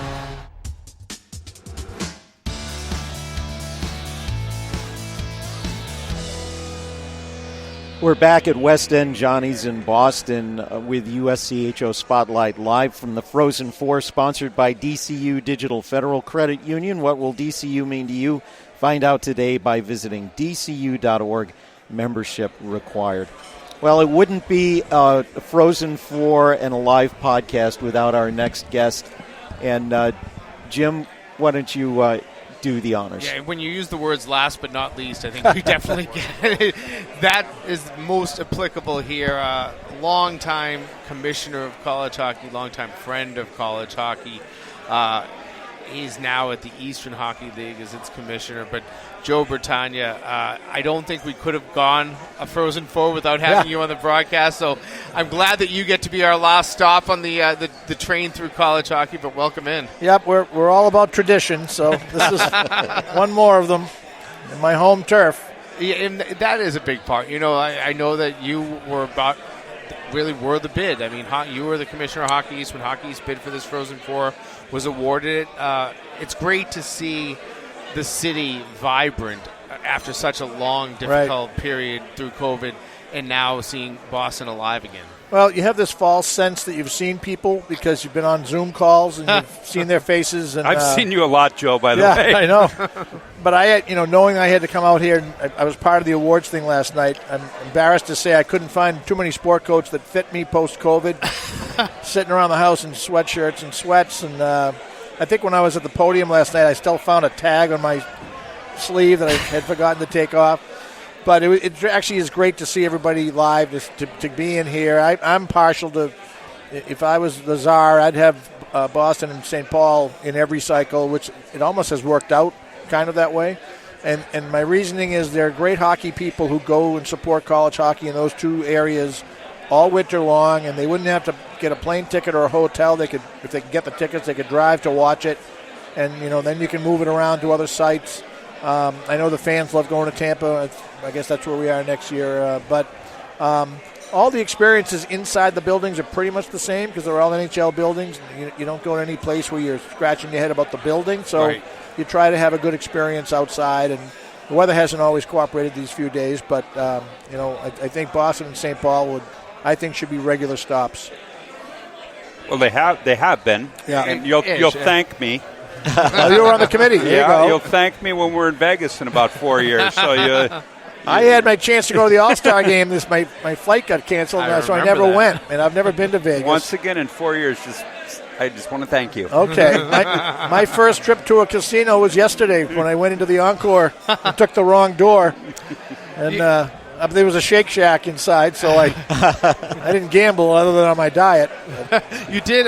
I might have gambled. You mentioned you coordinated all the awards last night over at Encore, and I didn't get over. We were broadcasting, but I heard the experience over there was a great one. It was. There were some people who were skeptical about going into or even being associated with a casino, but it worked out great. And the Hobie people really coordinated, and as you know, we've been able to bring all the awards under one roof, the Richter being the last one. This was the first time we presented the Derek Hines Award live, and the first time under the Commissioner's watch that Mike Richter was there to present his. And Mike went to my goalie school when he was 15, 16 years old, so I've known him. I asked him yesterday how old he was. He's 55, so it's been 40 years since I first met him. He looks exactly the same. He's got a son that's a freshman on the Union team who I met last night. And I just was impressed that all the all the players that got up to speak were terrific. They're all a little bit different, and that was a nice addition to the evening. Talk to me a little bit about your role as executive director of the American Hockey Coaches Association. We're going to a new site this year. Naples, since I've been in coaching, which was 1997, we've always been at the Naples Beach Club. Yeah. Said goodbye to that last year. Right. Now we're going to a new site. Explain to me a little about your role there and about our new host. Sure. So Naples Grand it's actually going to be an upgrade in terms of a nicer hotel, but the hockey community just fell in love with the Naples Beach Club. It was a family-owned. It wasn't a chain. We were their biggest account, so it was tough to say goodbye. They've been sold. The new place will be fine. I think we're going to be back to about 2/3, 3/4 of what we normally do. When I make up the badges and my wife does all the membership and so forth, we usually have about 700 people between the vendors, the coaches, NCAA, commissioners, and all that. We'll probably be around 500, which, since we haven't been there in 3 years, that's a good step towards normalcy. Steve Weidler is an assistant coach at Vermont, puts the agenda together. It's a lot of hard work. Last year was a virtual agenda, and Steve's done a great job. There's a real wide range of, everybody wants X's and O's and drills, but there's also professional development and how assistant coaches can get a head coaching job and how you can, grow as a coach. So Bruce Delmenthal, who's been my partner in crime, he's the contact with the hotel. And because of post-COVID, everybody wants to go to Florida. Everybody wants to travel. So normally if we ran out of rooms, the hotel would just give us more rooms. We negotiated a $230 rate. They won't give us any more rooms when we sold out because they can get $800 a night with all this rush to go and travel again. So part of the reason we're in Naples is there are other hotels on 41. The weather's usually good. You're close to the airport. You're on the water. You have cheaper places to go if you can't afford the new place. And I'm just hoping to get everybody back together. And though, at the same time, I had a 3-hour meeting with the commissioners yesterday. So you had Bobby D on before. And they talked about how your culture has changed with this transfer rule. And and some of the people going after people on existing rosters, and it could be an interesting meeting when that comes up on the floor. And I'm looking forward to it. I don't have a team, so I'm just going to be I'm going to sit there with my you're popcorn. The good guy. You're the good guy. I got the popcorn. I'm ready to go. I'll sit with you. Yeah, I think one of the things that makes college hockey so unique is the relationships among the coaches. I hope that doesn't change. And that's where I was going with it. How have you seen it? I mean, you've been around, when we talk about the Beach Club, and I hear the stories about Amo Pisoni and all the legends that were down there, and how small a community is. And now it's getting bigger. You're getting the club hockey. You're getting everybody there. How do you see the relationships evolving over the years compared to now? And like you said, I hope it doesn't change either. Yeah, well, there was. When you look back, you always put a different shine on it than maybe it really was. But there is that sense that, there were characters. There was Snooks and Cooney, and there was Amo and Ron Mason. Guys that had big personalities. And Al Renfro was one of my favorites who would come down to Naples and tell stories. Now the coaches are great coaches. But they seem to be, to me anyway, to be driven. Norm at Lowell, right. Different guys Greg at UMass. These are great coaches. Nobody's questioning that. But they're serious, and they're and it's an era where the coach can really just coach. They have director hockey ops. Right. You're not like, I remember going to see Bobby Gaudette at Brown. He was sharpening skates. He was ordering equipment. He was carrying bags. The coaches can put that aside and just focus on coaching. And coaching today, you have so much information on your opponent. You know everything about them because of video and streaming games and so forth. It's a different culture. And we've always wanted to be big. And when Sean Walsh was president of the HCA, he'd always compare us with basketball and football. How come we didn't do this? How come we didn't do that? And part of me used to say, careful what you wish for. I think when we were a little bit smaller and a little bit off to the side, there was some good things about that. As you get bigger and you become more intense, and winning is so important, and you get these beautiful buildings everybody has, all of a sudden, job security might not be what it was. The relationship between coaches might not be as friendly in some places. So I think with growth comes some of these new challenges. Joe, can I put you on the spot here? Because we had this conversation. Red Berenson was here. Yeah. You're Mount Rushmore of coaches. You've been around this forever. Mount Rushmore, we had our little discussion about it. Give me yours, and if you could do it real quick. Yeah, Red would be there. Jack Parker would be there. Jerry, I'm a little bit biased to the east. Jerry, I'm trying to think of some of the great coaches of, Murray Armstrong, what they did at Denver, and Ned Harkness, what he did at Cornell. That's a pretty good starting point for me. I played in college in the 70s, and the 4 championship teams when I was in school all wore red and white. Bob Johnson should be there. So it was BU Cornell, Mason, and Ron Mason. BU Cornell, Wisconsin won the titles when I was in school. So, yeah, Ron would be there. Jeff Sauer is another favorite of mine. Harkness, I think a lot of the younger people don't appreciate. He won 2 championships at 2 different schools and 2 different sports. He won a national championship in lacrosse at Cornell, and he won hockey at RPI in Cornell. And he was a bit of a rogue. And another great personality. I don't think you could do just to a Mount Rushmore. You almost need like a... Oh, you need side-by-side Mount Rushmore. Yeah, really. Yeah, you really... You need the Senate. The other thing that gets missed in that is that you tend to think of stats, and so the Jerry and Ron and guys had the most wins. And a lot of times they had the most talent, and you try to think of the guys that had to work with less to get more, and those are great coaches. We'd be remiss if we didn't bring up the book you published last year. Could you tell us about that and the kind of how you decided to write and what's in late in the third? Hockey people have stories. We all tell stories. We hear stories, locker room stories, whatever. And because of COVID, I had a lot of time in my hands. I couldn't go out. And I'm a frustrated writer. I've been using the coach's newsletter for years to get articles published. And so I just sat down and I said, look, I think I've got... The hurdle I had was getting over the fact, who the hell are you to write a book? Your life isn't that great, the big scale of things. But I thought I'd been around hockey enough over 50 years, had a front row seat to a lot of things. I've been on a NHL staff at the Stanley Cup Finals. I've been on an Olympic staff. I've done the college hockey thing. So I called it late in the third because that's where I think I am in life. And I used observations from both sides of the glass. So the first 4 chapters are my coaching and playing. The next 4 are my administration. And then I reran a lot of articles from previously published about Al Renfrew, Jack Riley, Jack Parker, Tim Taylor, And there's some more there that on the Mount Rushmore. Yeah. There we go. So I self-published it. I laid it out myself. I dropped in the photos. I cropped the photos.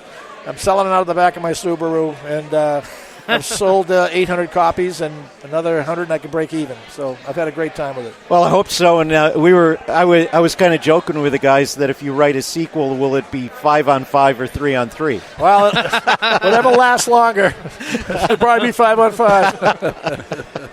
Hey, when you go back, you said 50 years. I don't think it's fair to ask for one memory, but were there a couple of memories that just really stand out, especially in your time in college hockey? You know, I had the benefit of having to think about these things and putting the book together. One of the saddest memories, but a powerful memory, is Bob Johnson had a stroke during the 91 Canada Cup. I was going through a divorce, which makes it also kind of strong in my head. And our last exhibition was in Saskatoon. And when the plane flew to Toronto, the staff went to Pittsburgh, and I went home to try to patch up my marriage. And Bob had a stroke that night.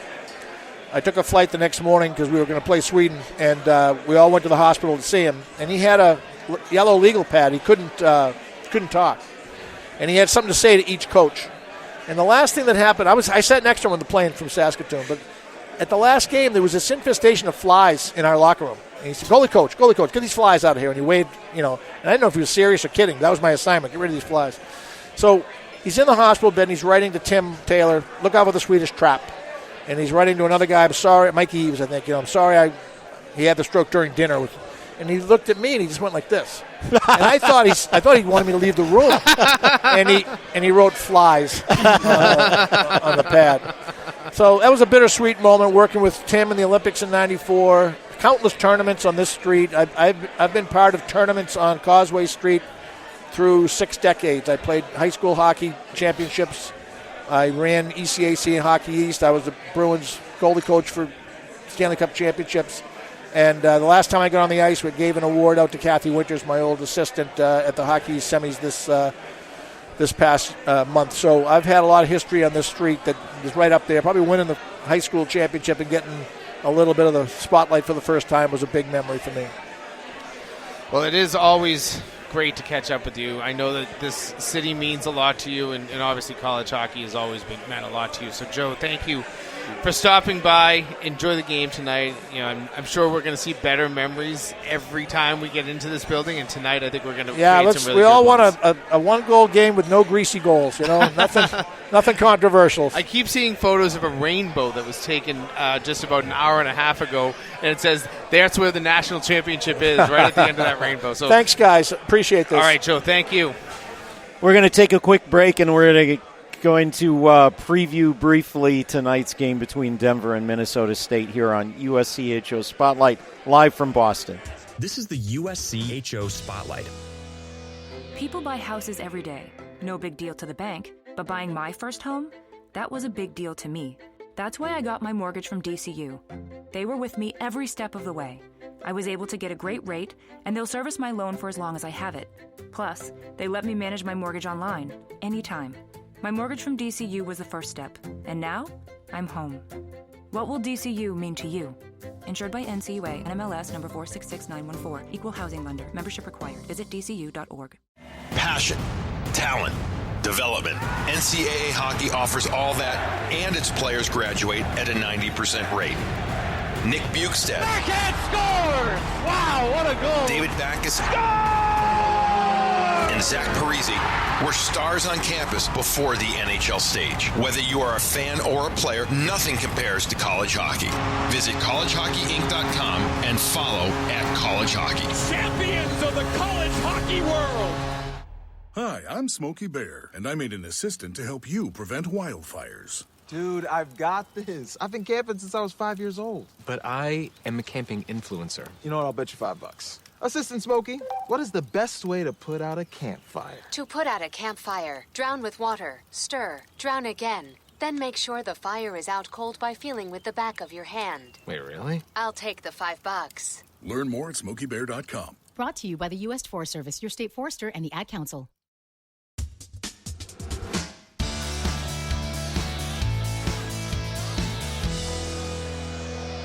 Well, we're back for one last segment of USCHO Spotlight, live from Boston, from a great place, West Side Johnny's, and it's been fun to be here all week.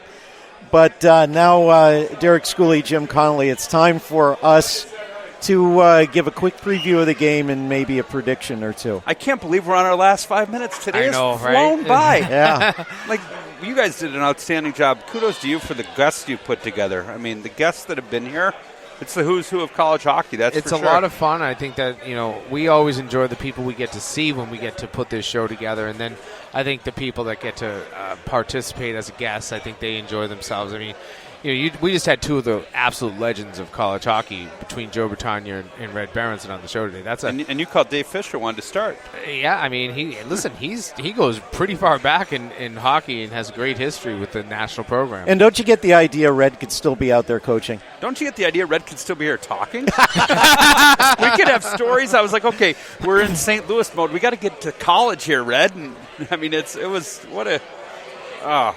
was, no disrespect to Kevin Warren, but that's could have been the highlight of the day. Yes, for certain. Kevin Warren, the Big Ten commissioner, was supposed to be here. Yep. He went home when the Big Ten teams lost, and it was our bonus.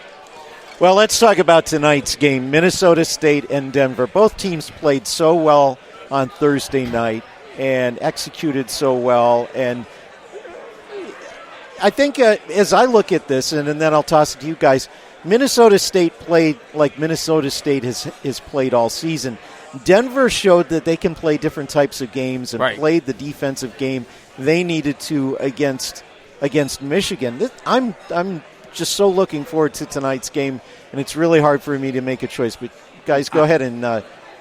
I think talking with the coaches now, I wrote a story about this yesterday. These are the top two offenses in the country, right? Going head to head against each other, and I expect defense to win out. Yep. I think that both of these teams understand what it means to be committed to defense, and they want to be committed to defense.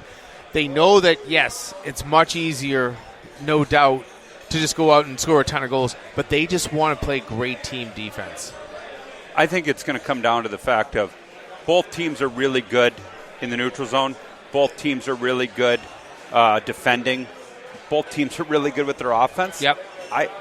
I think whoever executes their system does their job and doesn't give up odd man rushes and plays their game is going to be in a better spot. The other thing, too, I said it last night to a couple of people, we're going to see penalties tonight. Yes. We only had 3 penalties called all of Thursday. They were all on Michigan. 3 teams, including both teams that are here, did not commit a penalty. We're going to see penalties tonight, so expect that. The power play, I think, will make a difference. But I think we're at the point in time we've got to give our predictions here.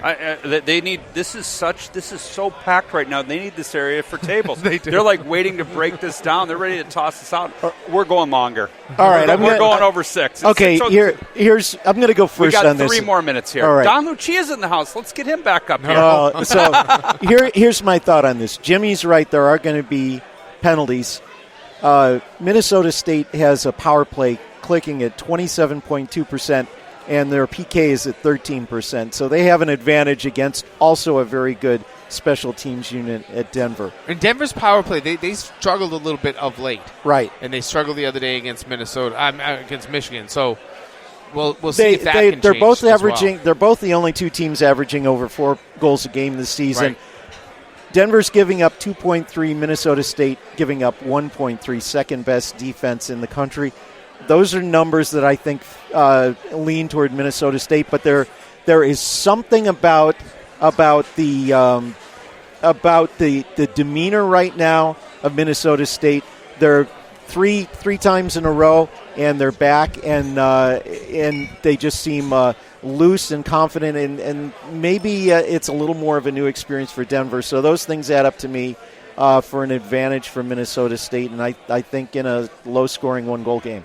Okay, let's do it. I go back to Red Berenson, what he said, sometimes you got to lose to win. I think I've been that's saying exactly that all what weekend. Minnesota State is going through. I'm going to take Minnesota State 2-1. Oh, now we got to put scores on this. Put a score on this. Jeez. What's the over/under? 5.5. 5.5. 1 hit, 1 didn't. Okay, I still believe the replay analysis, knowing the referees tonight, are going to be 2. Okay, so I've said all along it's Minnesota State. I'm going to go 4-2 with empty netter. Okay. Ed? Yeah, I said a 1-goal game, and I'm going to say under, so that'll bank it 3-2. Somewhere in that range, I think we're going to see something like that, and first banner for the Mavericks. Why not? I'm excited. We're here. You know what? Thanks, guys. Thanks for bringing me along for this ride. It's been fun. It's been a lot of fun for us too. We're still going to have to do a wrap-up show. We're going to drive some traffic. This is not goodbye. This is just goodbye for a week or so, and we got to do a wrap. After Naples, I can give you all the scoops. There you go. I'm your inside We'll source now. There you go. Well, that'll wrap it up here from Westside Johnny's in Boston. Thanks to them for hosting us this week. Thanks also to our sponsor, DCU, Digital Federal Credit Union. Visit dcu.org. For Derek Schooley, for Jim Connolly, I'm Ed Trefsker, and we'll talk to you in a week or two. This has been the USCHO Spotlight, a production of U.S. College Hockey Online. Visit uscho.com/podcasts to listen or subscribe.